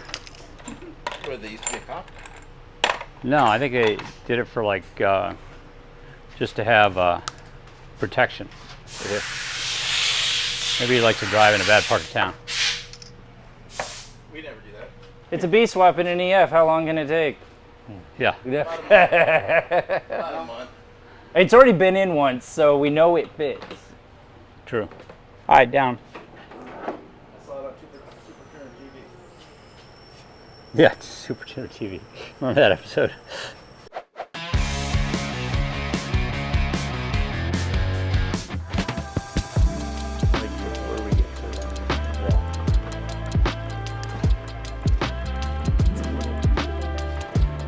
We should have the bolts loose on top of this so we can slide the mount back a little bit.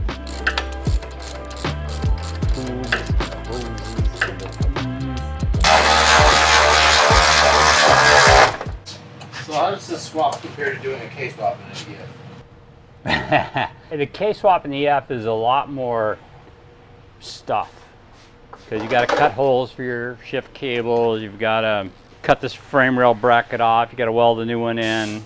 This was like the original swap. I mean, it was never as easy as a B series and an EG, but once the mounts came about, it was pretty easy. Yeah. All right, so we're basically going to go up in the air now and connect everything from the bottom. That means axles, stop, header. Let's go ahead and put the upper part of the header on, then we can put the bottom part of the header on while we're under the. Well, okie doke. So this is. Never mind.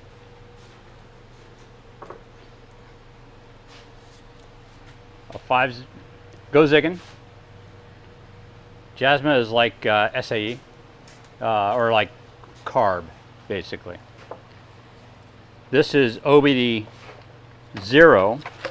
It has an O2 sensor for each bank. We're actually going to just plug these.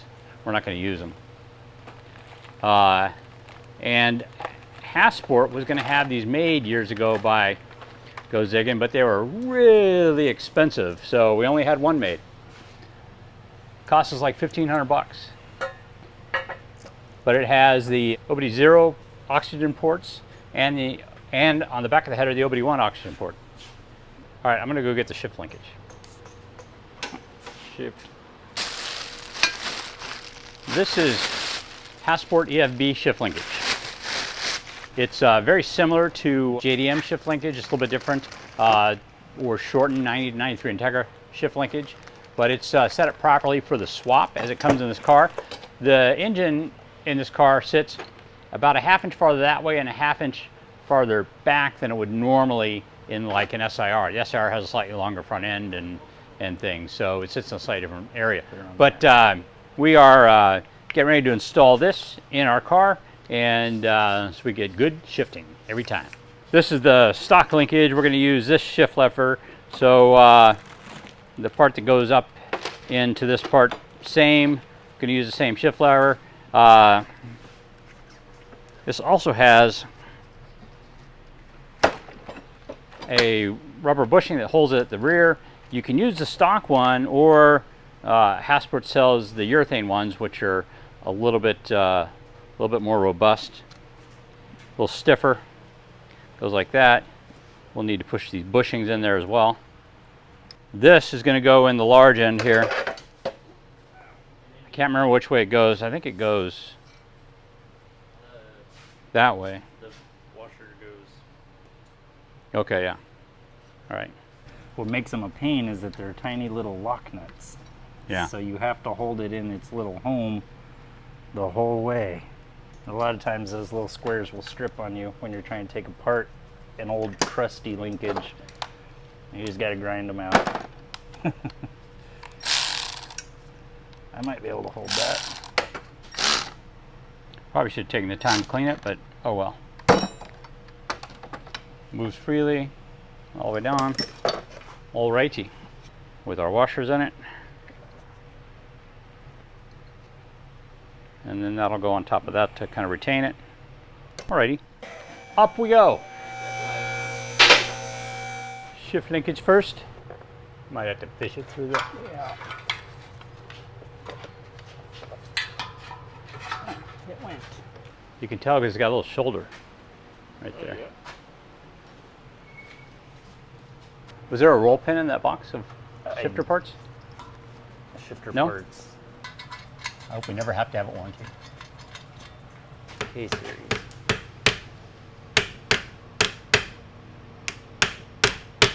That bitch pin has been sitting in that box for probably 15 years. Yeah.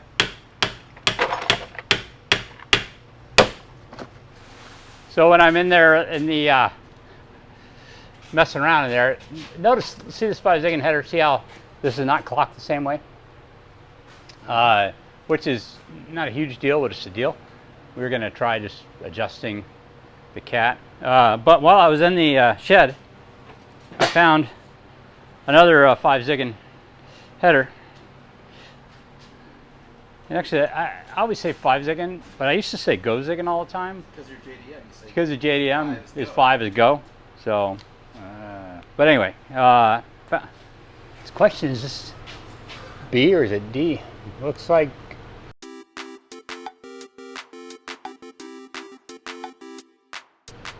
B. So anyway, let's swap it out. Nice.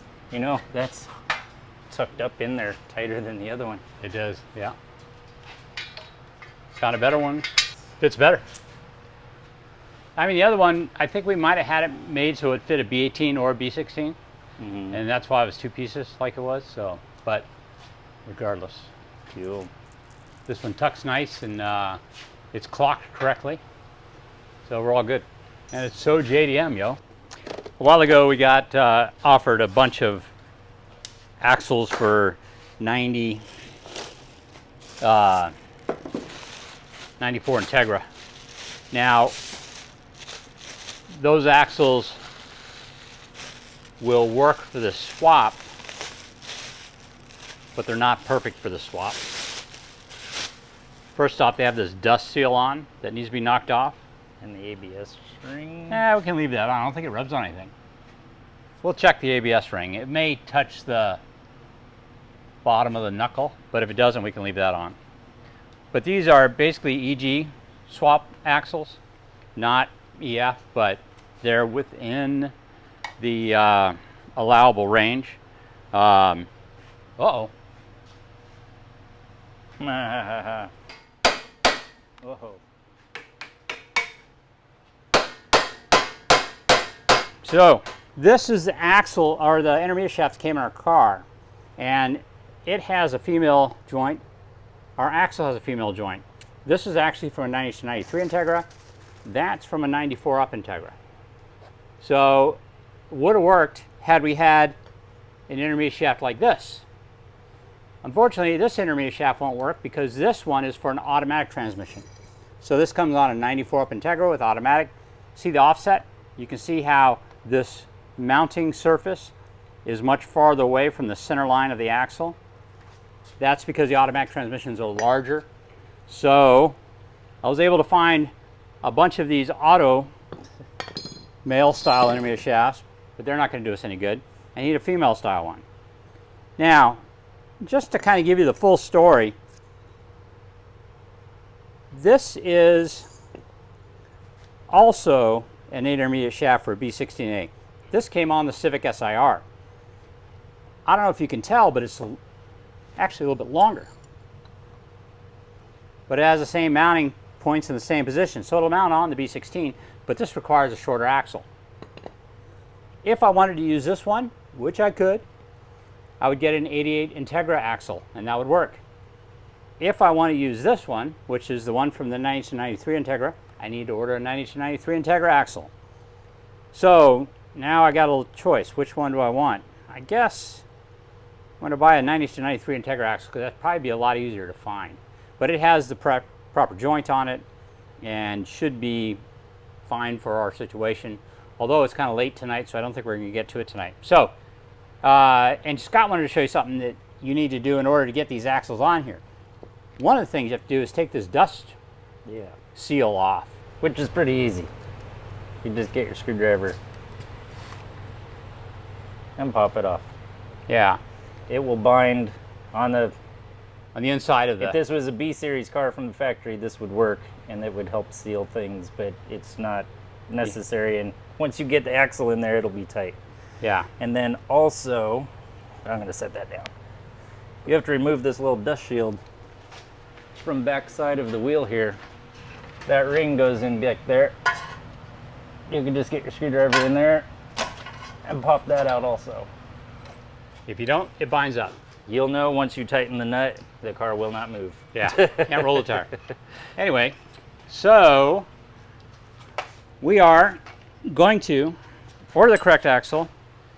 Let's go ahead and put This is the shadow way. shadow. Campfire. We can do the We can do the passenger side axle. yeah, we can do the passenger side axle. We're going to do that, and then I think we're going to call it an evening, and I will get the proper axle for the other side. I've already removed this side. By the way, the SIR axles are the same length as 86.9 Integra. But because this engine isn't quite mounted in the same place, the 90 to 93 ones work just fine. There you Bam. go. I've already changed the seal out because the seal that was in our tranny was too big. I don't know if you can see that.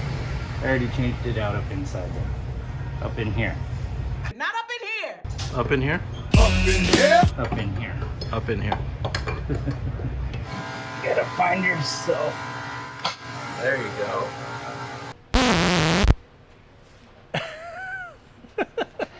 All right, so I'm here with Mr. Fast Brakes. Yeah. Otherwise known as Brian. Yeah, I think everybody knows who you are. Anyway, so Brian here has been helpful with our brake upgrade on this particular car. So we've actually done most of it.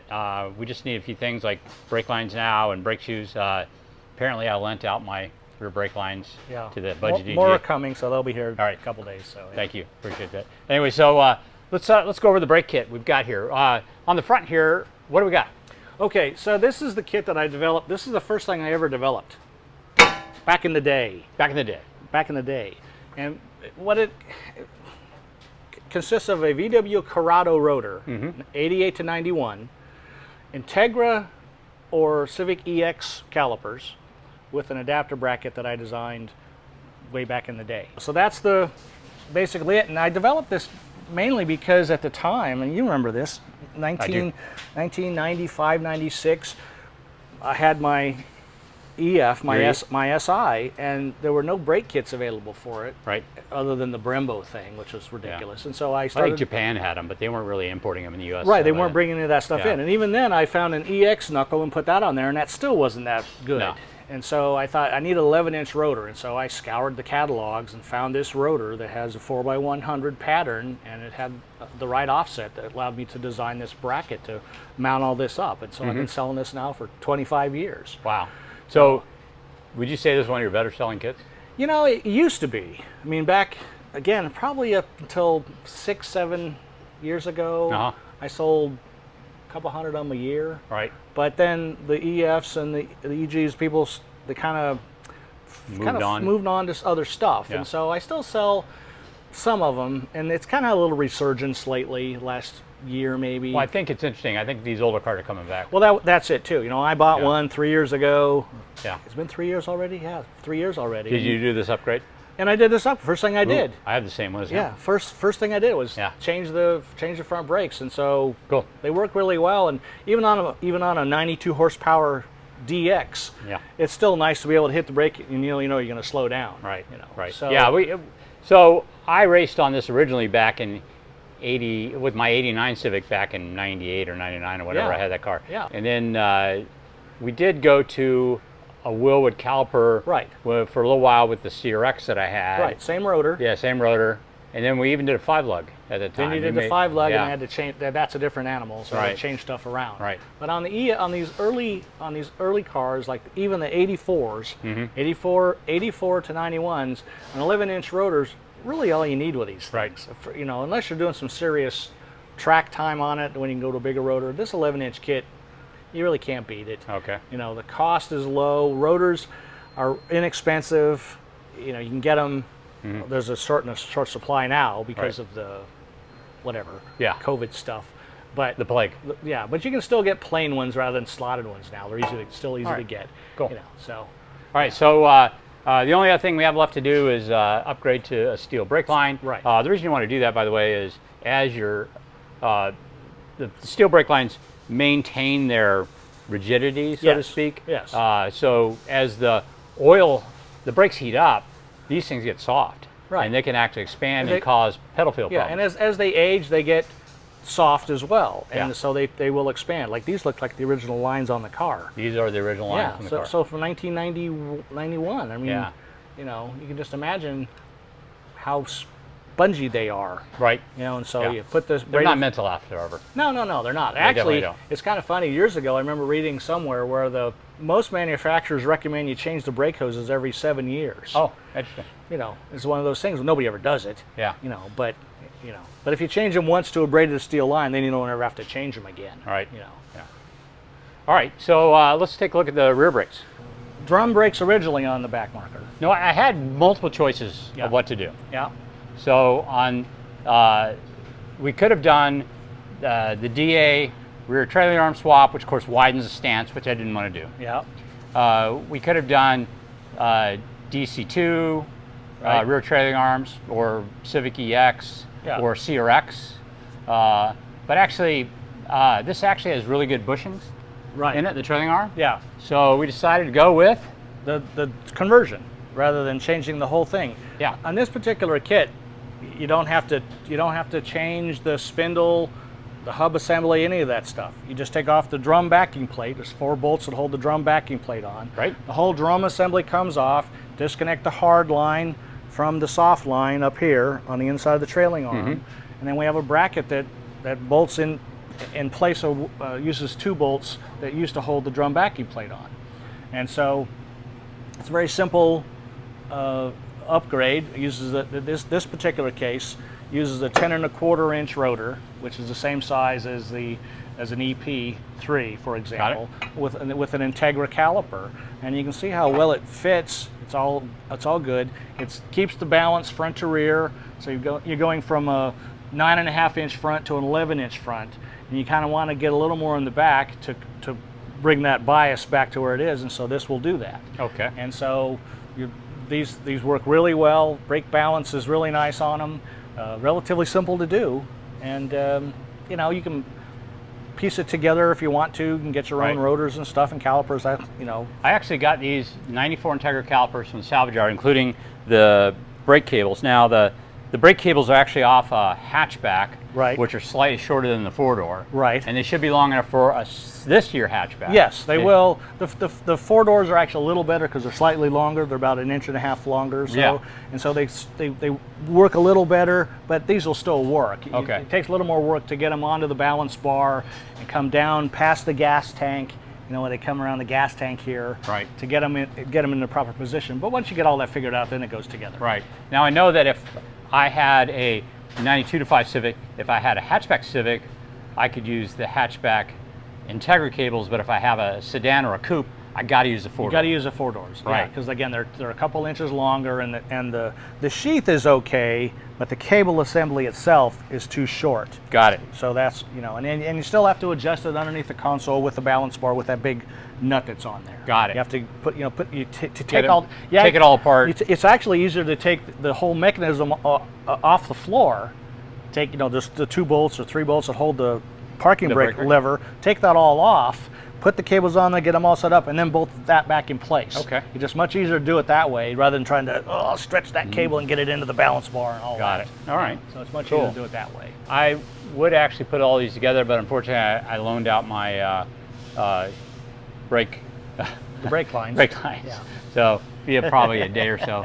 But the other thing is, on the fit we were able to use The factory cables. the factory cables, But here we have not been able to figure out how to do that Yeah. because of the angle that's involved there, where the parking brake cable comes down the trailing arm and attaches to the top to there. the top there where the L bracket is. It's in a different Right. spot, and so Okay. yeah, so it's in a different spot. So it's Yeah. it's possible to do it, but we haven't figured out how to do which length L bracket to use to make Right. it right. So All right. and I know you still need to take off your hard line from your drum. Yeah, That's, okay. That's still on there, so get rid of that. Yeah. Because that's where the new line's going to be coming down Okay. right here, and then turns the corner and goes onto the caliper right Got there. it. So I'll do that. And the one other thing I want to point out to people too is, if you can get in here, Aaron, at the caliper, here's the part of the caliper where the line bolts to.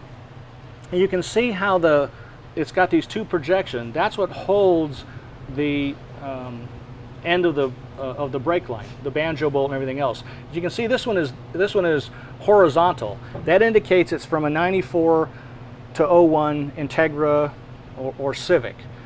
The DA, the 90 through 93 Integra, or the CRX SI, this particular part is vertical. And so, because the line came down the trailing arm, made a big loop down, and came back straight up. So that's how you can tell the difference between the two. And you want to kind of, you can use them, you just have to have the right brake line. Right. You need to make sure you have the right brake line to go with each respective caliper. Got it. So, other than that, it's just the system's identical. Cool. Well, that's good to know. I am going to pull that hard line and, oh yeah, there it is. Pull the hard line, pull the soft line, pull the brake cables, Yeah. and get all that going so we can wrap it up.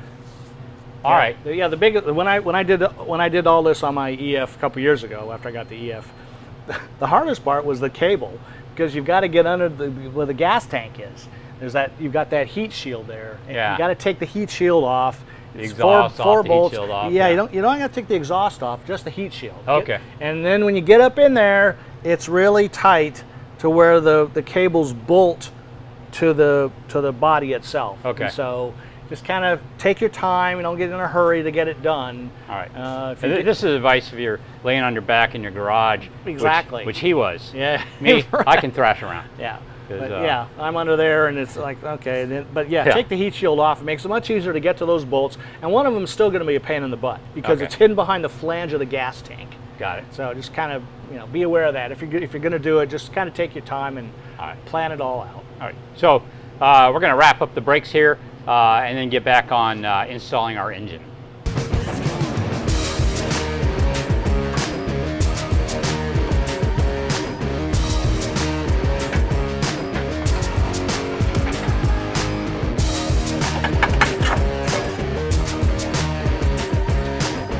Bolt right there. That bolt right there. It's very hard to get to that thing. So that's the one you have to be, that one. And then this one, these two over here, same thing. Sometimes if you can't get the right cables, you can use the same cable from one side or the other, the same cable, but the brackets are reversed. So sometimes you have, if you go to put them back on that bolt there, it's a pain in the butt. Saves so much time. Birthday gift. Ratchet.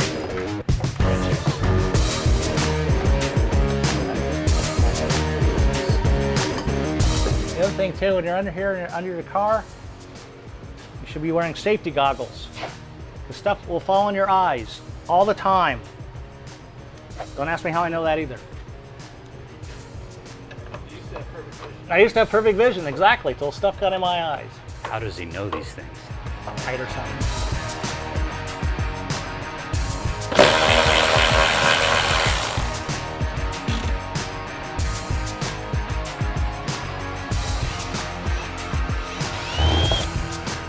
Oh! Probably gonna have to do something about that. Rat's nest. I had no idea we had rats, but we do.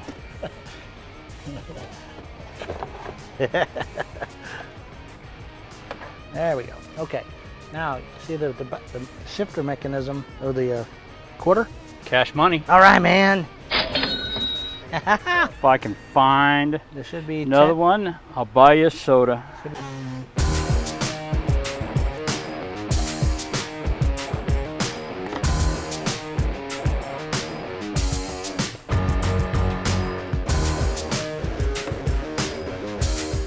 Pull through the. All right, Then yeah. yeah, the whole thing will come out. Then we can kind of weasel our way out Okay. this way. You got to feed the cable down, and All right. you just have to do it We that do way. one at a time. Yeah, that's the easier way to do it. I'll tell you what, I'm tempted just to cut it because we don't need it. Oh yeah, there you go. Bolt cutters. If you don't need them, you don't need them. Sparks near the gas tank. Yeah, good boy. Oh, yeah.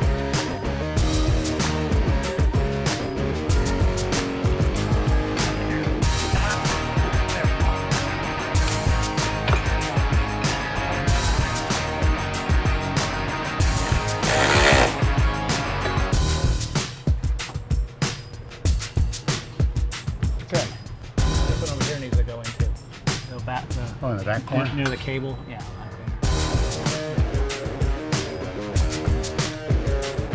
I think this exhaust will be too small, probably, but we'll leave it on at least temporarily. When I do the next motor, I'll put a bigger exhaust on it. But in the end, this needs about 250 horsepower. So. A B16, 106 horsepower, that ain't cutting it. I'm not going to K it. I think I'm going to leave it B. But I'm leaning. I mean, obviously I got that B18C I'm working on, but I'm leaning towards. I have a stroked B16 and I have a supercharger. I'm leaning in that direction. That'd probably be good for 320. Sounds pretty good to me. Hey, thanks a lot for coming out and helping me out with this. No, my pleasure. Yeah. It's always fun to work on these things. Yeah. Sort of. Well, we're at the home stretch now. We just have, gosh, a day's worth of work, although I'll be honest with you, it always takes longer to get the last little bit done. But here's what we have left. We've got to hook up the wiring. We have to modify our fuel line in order for it to work properly or find a proper fuel line. The heater lines, I don't have those. I need to find an intake air tube, a filter. Need to make some upper radiator mounts. I can't find this factory Honda ones. I'm not sure where I put those.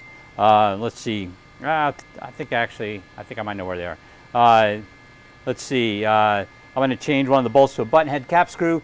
Our radiator, it's much thicker than stock, and it's just interfering down there with the subframe. So we made a little cut to make it clearer, but a shorter bolt would probably help as well. So that's next. Also battery. We have one of the Hasport EF battery boxes that mounts underneath the bumper here right on the frame rail. So that means I need an Odyssey style battery for that. So I need to order the battery. Speaking of battery, I need to make battery cables. So for that, we're going to make a positive battery cable that comes up to both the starter and the fuse box. Then I need to make a ground cable as well that goes to the chassis and to the transmission. I need to repair my OBD0 adapter. Need to find the clip for the Speedo cable. We have actually the VSS from an Integra, which has bypasses for the power steering lines, which we're not using power steering. So I'm going to try and find a Civic one. I think the one that came out of the car, I gave it to somebody because that's what I do sometimes. Thinking I could find another one in a salvage yard, and then I don't. Let's see. I need to wire the radiator fan, make sure it's moving the correct way. I think we have it set up on pull, so I just need to get the polarity right so it's actually drawing air through the radiator. Scott made these really nice brackets for it. We'll have to actually make a bunch of them. Vacuum lines, a few vacuum lines not connected. This is on the B17. This actually kicks up the idle when you first shut off the throttle so the car doesn't stall. That needs to be plumbed into our intake. Then this purge valve needs to be plumbed into our intake as well. So I need to find some vacuum line for that. Then I need to put the rear calipers. I got new rebuilt calipers, although I think I'm going to paint them red first just to match the front calipers. We need the rear brake lines. They should be in today or tomorrow.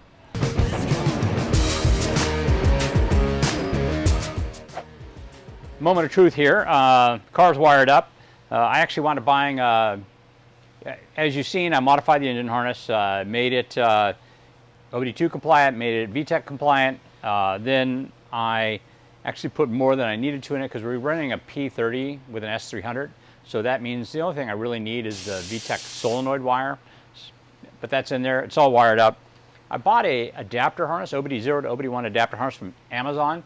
Forget the name of the company. I'll put it in the show notes. WDNL something. Anyway, it was interesting. As I was looking through it, I noticed that for whatever reason, they had the O2 sensor teed into like the map sensor wiring, which would have made it run like crap. So not sure what they're thinking, why they did something like that. But and the other thing is they have a lot of extra wires that came out of the harness that I have no idea what they're used for. I mean, basically the ones you want are NOx sensor, VTEC oil pressure, VTEC solenoid, O2 heater control, because you're doing a 4-wire O2, and then the service check signal, and a ground, and that way you can get the ECU to flash codes. So, but then there's a bunch of other stuff. I have no idea why. Anyway, so it's all wired up. I used a couple C101 connectors from a K series. I'll show you what that looks like here in a second. And basically, I've got the battery wired up, and we're ready to try to fire it up. So I loaded a base program from the Honda S Manager program for the S300 for a B17 from a 92-93 GSR, so it should run. The engine hasn't run for 2 or 3 years. It sat over there in the dirt, and well, we put it all together, and we'll see if it runs now. All right, let's try it out.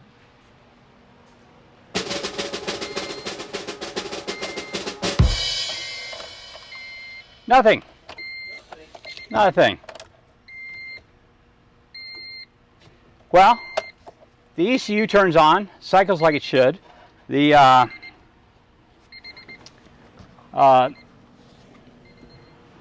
but what may be wrong with it, it may not have enough power. We put the battery in about 4 days ago, thinking we were going to fire it up 4 days ago, and I think somebody might have left the key on and drained the battery. So let's check that out.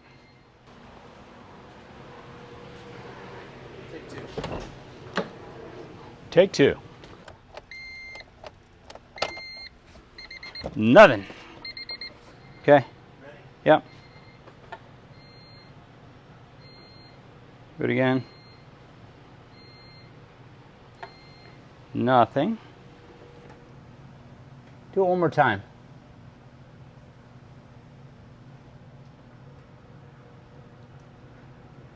All right. Bet your money's got an alarm.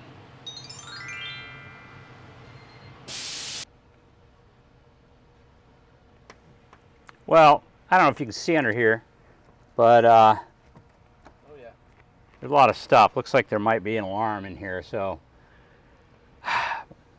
tomorrow I will be laying on my back underneath the dash, unwiring and rewiring.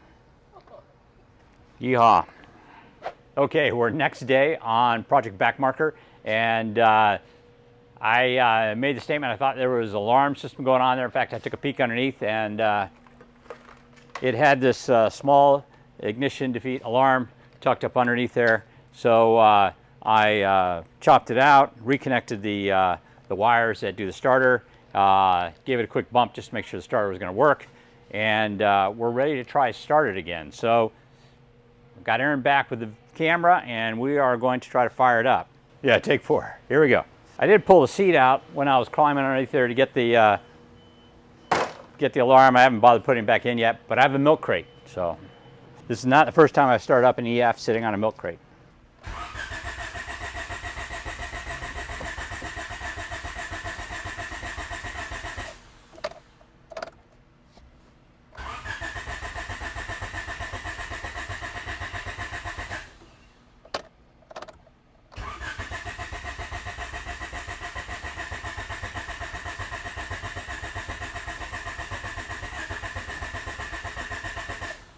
Son of a bitch!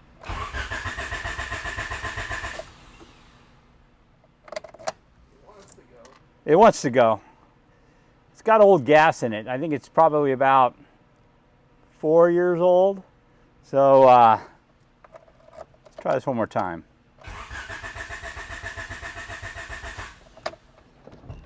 Might try a little starter fluid.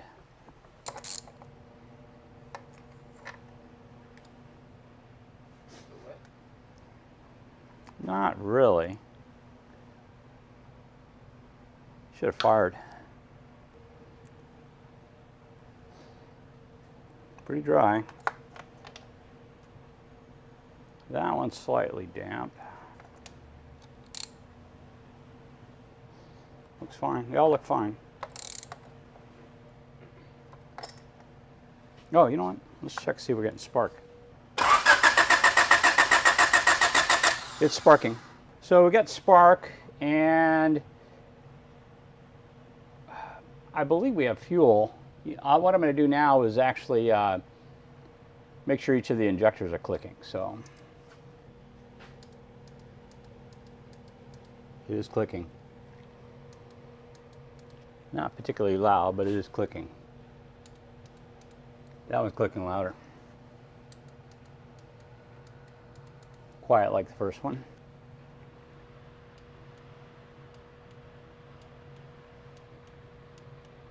Very silent, but it's there. It sounds actually very weak to me.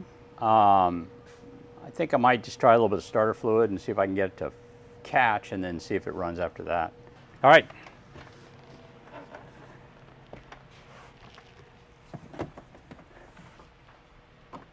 Give me a squirt.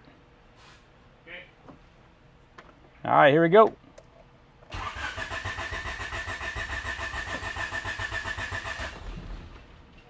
Give me another squirt. Okay.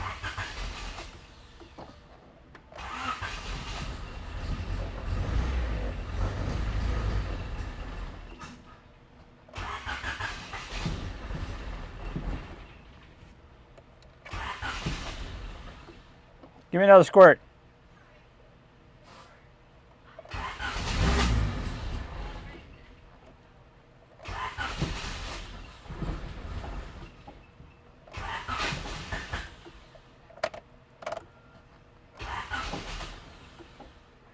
Give me another squirt.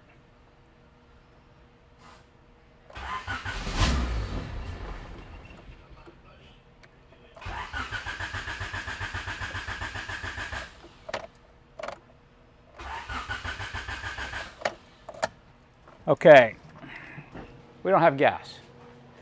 So that's got to be what the problem is. When we first turn it on, we had fuel come out of the fuel pressure, come out of the fuel filter. So we know the pump's coming on. So now the question is it still coming on? So we need to check and see if the fuel pump is, we've got sufficient pressure. How old are the injectors, or how long have they been sitting since you last ran? They click, not particularly loud, but they click. Should we try putting 12 volts straight to them? I did, Oh, okay. yeah. And the plugs were pretty dry when we pulled them out. So it leads me to believe that we're not really getting much fuel at all. All right. Yay, troubleshooting. So I would imagine it's actually the injectors are gummed up. So I think we're gonna have to swap the injectors out, and then we can probably get it to fire up. So that means I need to find some injectors.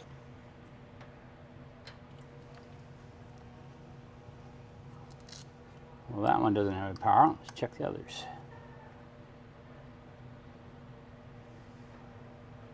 No 12 volts. The injectors do not have power. Injector power comes from the main relay.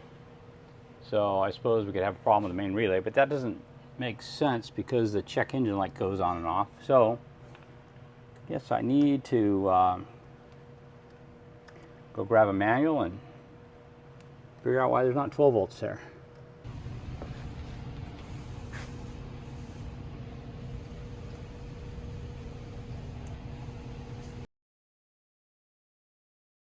So we basically disconnected the distributor, ran it, turned it over a bunch of times, then pulled the plugs, and only cylinder 4 had had a wet plug. The other 3 were dry. So even though the injectors are clicking, they're not flowing fuel. So that's a problem, obviously. So we're going to put some different ones in and see how it works.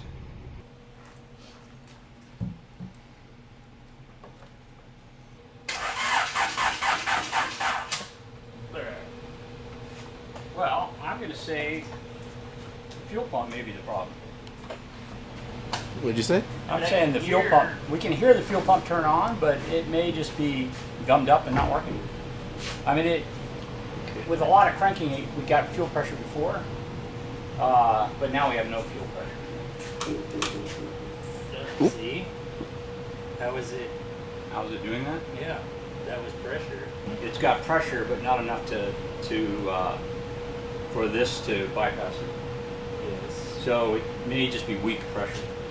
So this is the stock line, and basically the way these work with this particular fuel rail is this end of the line has a bigger hole than this side, and fuel flows around a special washer and into the fuel rail that way. We bored it out trying to make a difference, but it doesn't seem like it may not have done it. We're not getting, it seems like we're not getting flow from here to the regulator. So, because otherwise we should have fuel coming out of there. Pouring out of Yeah, the other option is we don't have enough fuel pressure. The fuel pump's weak and it's just not pumping enough. So we're going to try this first.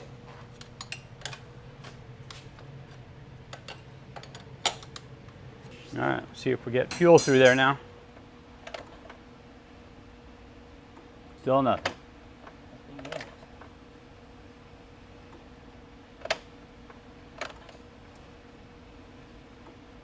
There we go. There's a little more of a drip. I moved my finger like it was going to get caught.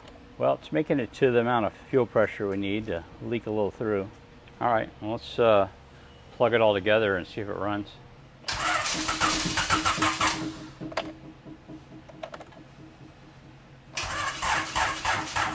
fuel pump sounds more alive. I could hear it.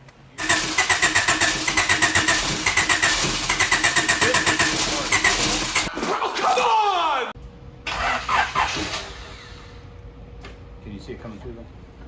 Do it again. Oh yeah. Huh? Oh yeah? Oh yeah. Now it's done. A couple more times. Does it come Don't out if actually I just crank it, purge just turn it on and turn Yeah, it there off. you go. Because it cycles for about 3 seconds. Is it clear yet? I can't turn the hose. Let me see. It looks pretty clear from here, maybe. Yeah. Alright, feel decent.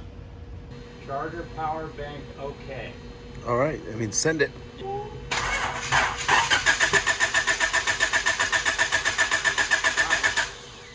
You. Okay.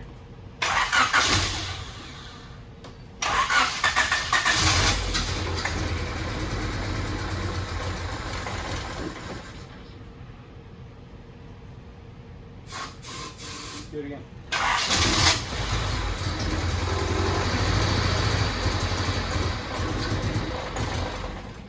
Come on!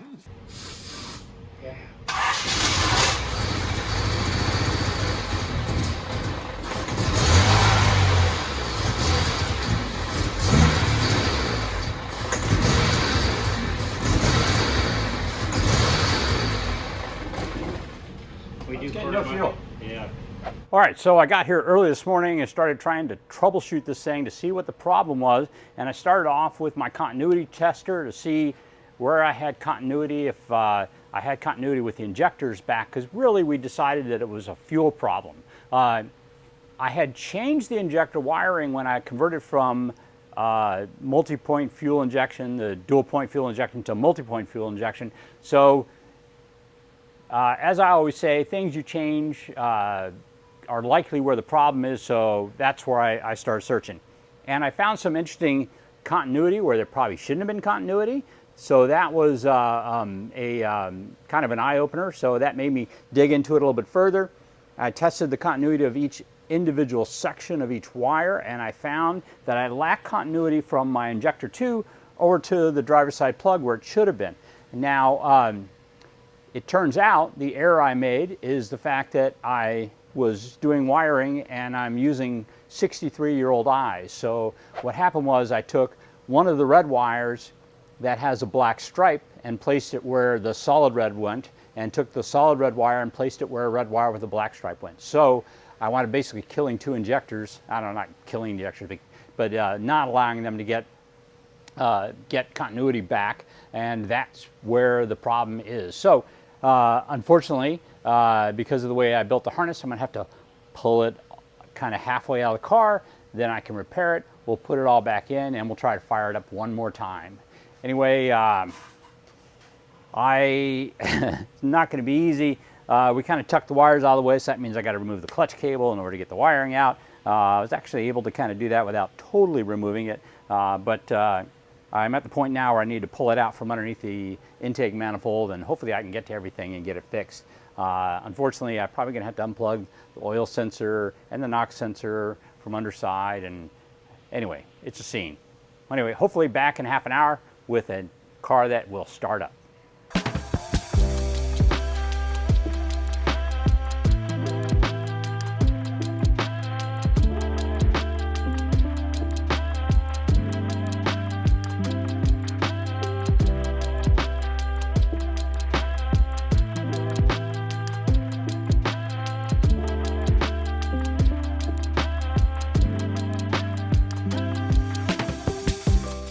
I changed the injector wires so they're correct now. I really probably should have now checked continuity to make sure everything was right back, but I'm losing patience. So I reconnected everything I disconnected, and let's see if it fires up.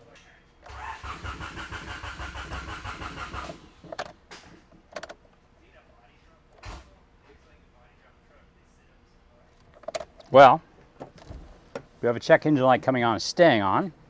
That's not good.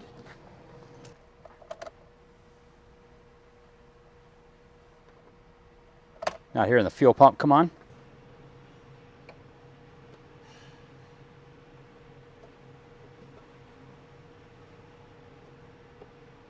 All right, so got our little makeshift fuel pressure gauge in there. We'll see if it's got fuel pressure.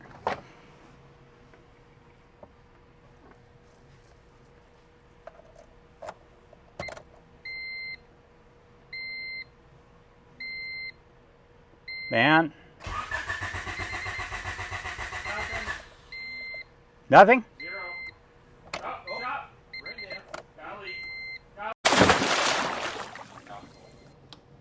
Let me know when you're ready.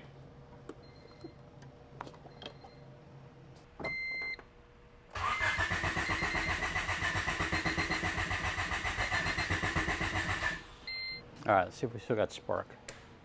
So somewhere in the last day, we seem to have lost the distributor. So it's aftermarket, so these aren't known to be terribly consistent. So perhaps turning it over burnt out an igniter, or who knows. So we will change it out. There would be the problem.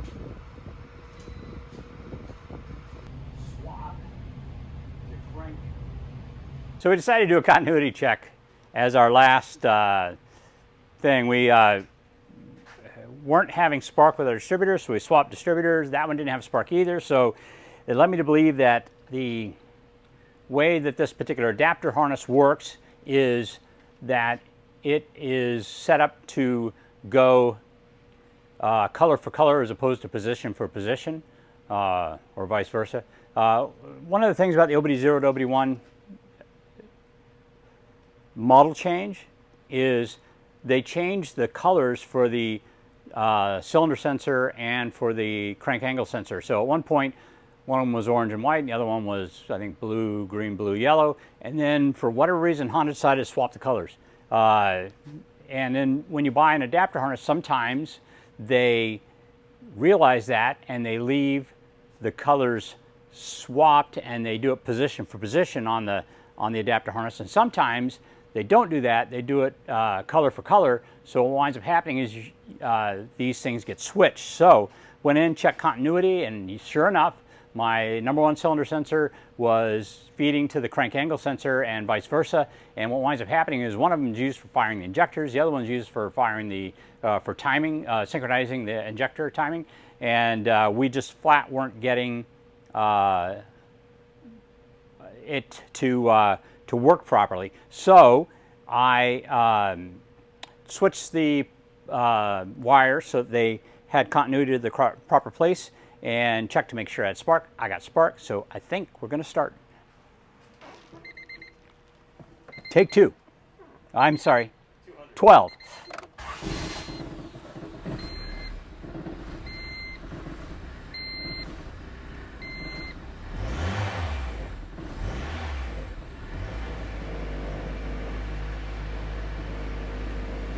Well, that's a relief. Running a little rough, but I'm going to blame that on bad fuel.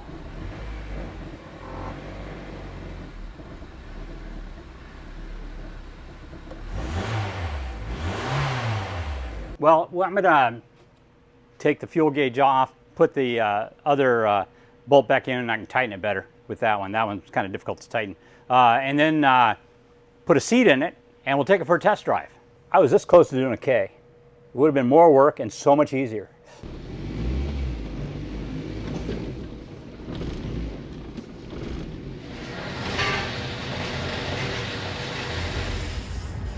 Oh.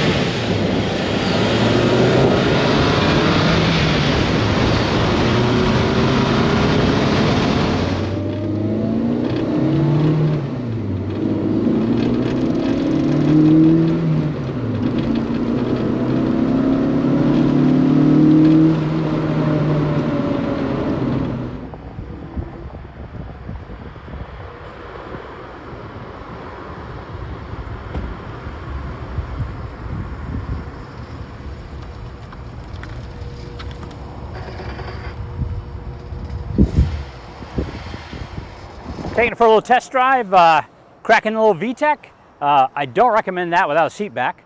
And kind of seating's high, but you know, the evening sun, I was able to actually bury my head in the headliner and didn't even have to use my sun visor, which was kind of nice. But anyway, it feels pretty good. So I need to get it tuned, but before we do that, seat, reassemble the interior, get the outside detailed, and then we can start driving this thing around. I love it, absolutely love it. Needs a good vacuum too. Finally, it's running. Let's review. I made two big mistakes. Number one, I wired my injectors improperly, and that basically was red wire with a black or blue stripe, I forget what it is, and red wire. I swapped them, so I had one injector with two injector signal wires and one injector with two power wires, so it didn't work. The other problem, of course, was the adapter harness. I should have known better. I should have checked to see if the crank angle sensor and the #1 cylinder sensor were properly routed. I did not, and that caused a little bit of a problem. But other than that, that cost me a day. Well, probably more like half a day, but still, other than that, it was relatively straightforward. But we still have a lot to do with this car. We need to make a few things for it. We need to straighten up the interior a little bit, get everything arranged in there properly for me. Good seat. Had a race seat for a 6-foot-plus guy. And I did make a mistake. I think I put a stage too much clutch in this, so it's a little bit difficult to operate, particularly without a seat back. I may change that out. I may leave it in for a little while. Why yes it is.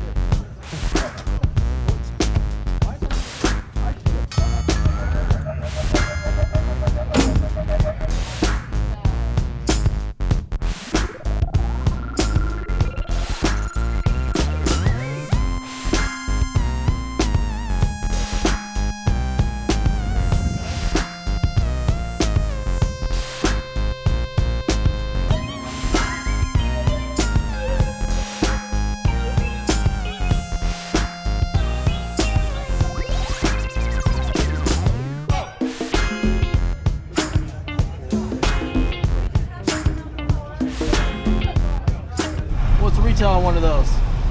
Retail, probably $4,100. Oh man. What do you do for a living? These cars. Okay, so I have the EF Backmarker, and we've got a B17 in it. Everything's running. Doesn't run well, so I think a trip to the dyno is in order. So we're gonna head off over to Exact Dyno and throw that thing on the pods and see what kind of horsepower we're making. Maybe we can extract a little more. Everything's running without check engine light, but I know something's up because it feels kind of dog slow. Anyway, let's go. Hey guys, once again, I found myself over at Tim Kelly, Exact Dyno, and we are here with Project Backmarker. If you recall, we have a B17 in here, and we're going to try and get it tuned up so it idles nice and is a little bit more drivable. So here we go.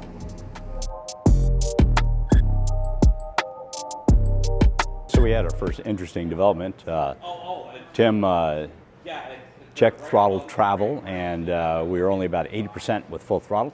So I adjusted the cable and basically got 0 improvement. So I bent the throttle pedal back so it had more travel, and that seems to fix it. We now have full throttle when the fully depressed. Typically when we do these, we have an O2 sensor that we put in the back of the exhaust. The Mugen exhaust, the openings are so tiny. We do not have a small enough pipe to go in there. So anyway, I'm gonna hope that's low.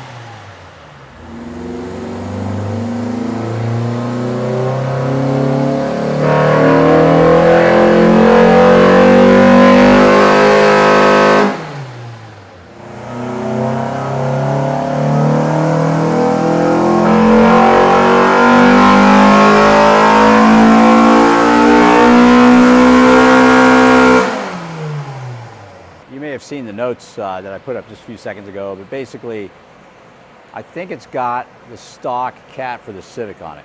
That's not helping. It also has Mugen exhaust for the Civic on it, which is tiny. So I think we're swimming out against the stream on this particular tune. I don't think we're going to get much more than what we got right now. So a little disappointed, but the exhaust sounds nice. But I think it's kind of restrictive. Well, the dyno was a success, actually. It's putting out 155 horsepower, and that is through, I mentioned earlier it had Mugen exhaust, it's actually HKS exhaust. It's making that kind of horsepower through HKS exhaust and the original catalytic converter that came on this D15. So not too shabby. I think it is working out pretty good. So maybe I'll keep it in the car. Anyway, I'm gonna drive around, and if it's as fun as I think it is, this is going to be the engine that stays in the car. Let's take it for a spin.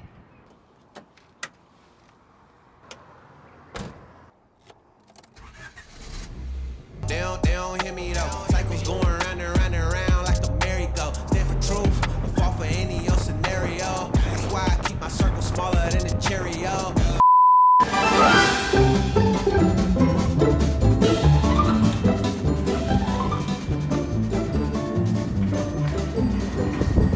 Bad valve stem.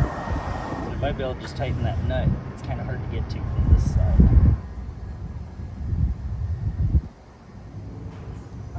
Get some soapy water. Spray it on there. Check your arms too.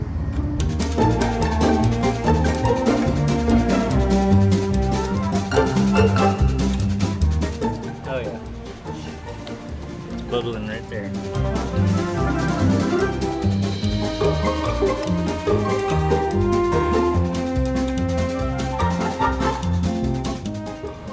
No more bubbles.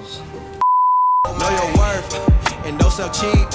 The ghost is inside of me, can't take it out of me.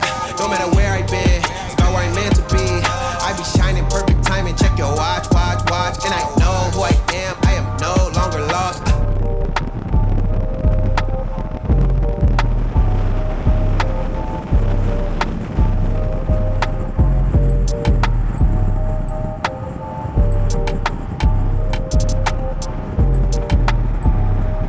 All in all, the car is pretty solid. I have a few complaints though, basically ride quality things. I'm sure you can see it's a bit bouncy, and if you look here at this seat, it's only held in with 3 bolts right now. You can see it moving a little bit much. And we basically have what feels like one of the shocks, the left front shock, feels like it might not have any dampening fluid in it anymore. So it's a bit rattly.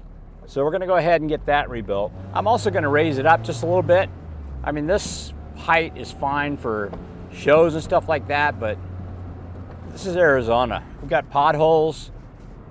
We've got storm drainage that's got steep sides. We have speed bumps in residential areas. All the things that are not particularly friendly to a car that's this low. And I just don't pay attention anymore enough to avoid all that stuff. Those potholes and speed bumps sneak up on me and boom, not so good. But I want to say, this car is a real head turner. And when you get on it, the exhaust sounds amazing.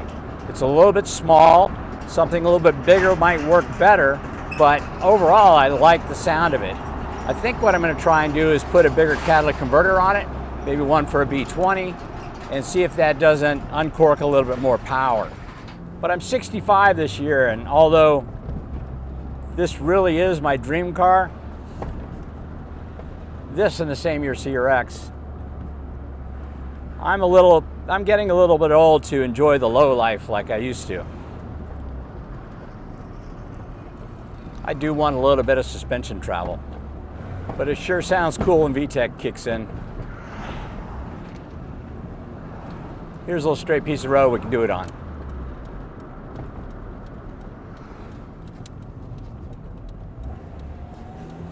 Here we go.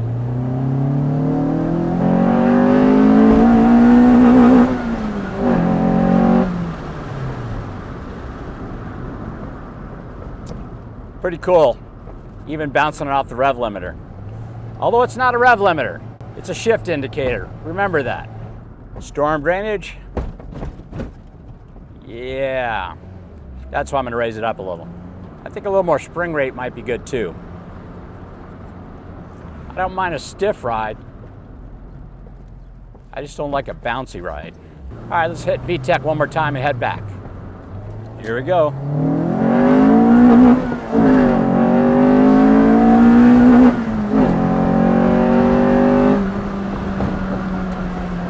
Like I said, it's not a rev limiter, it's a shift indicator. I've been driving too many K20s. I keep wanting to get a few extra RPM out of them. I'll learn how high I can rev it after a few more days of driving it.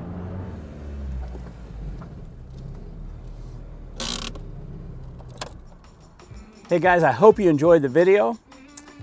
Please think about liking and subscribing. We'll make more videos like this, bringing out kind of cool cars thing. This one still needs a little bit of work, so we'll be back out again. Maybe this time we'll take it up the mountain and do a little bit of canyon carving. Anyway, guys, thanks a lot. Please think about liking and subscribing. We're right near that 100,000 mark, and all we need is a little bump to get us over. Anyway, we'll catch you later. Thanks for clicking on us.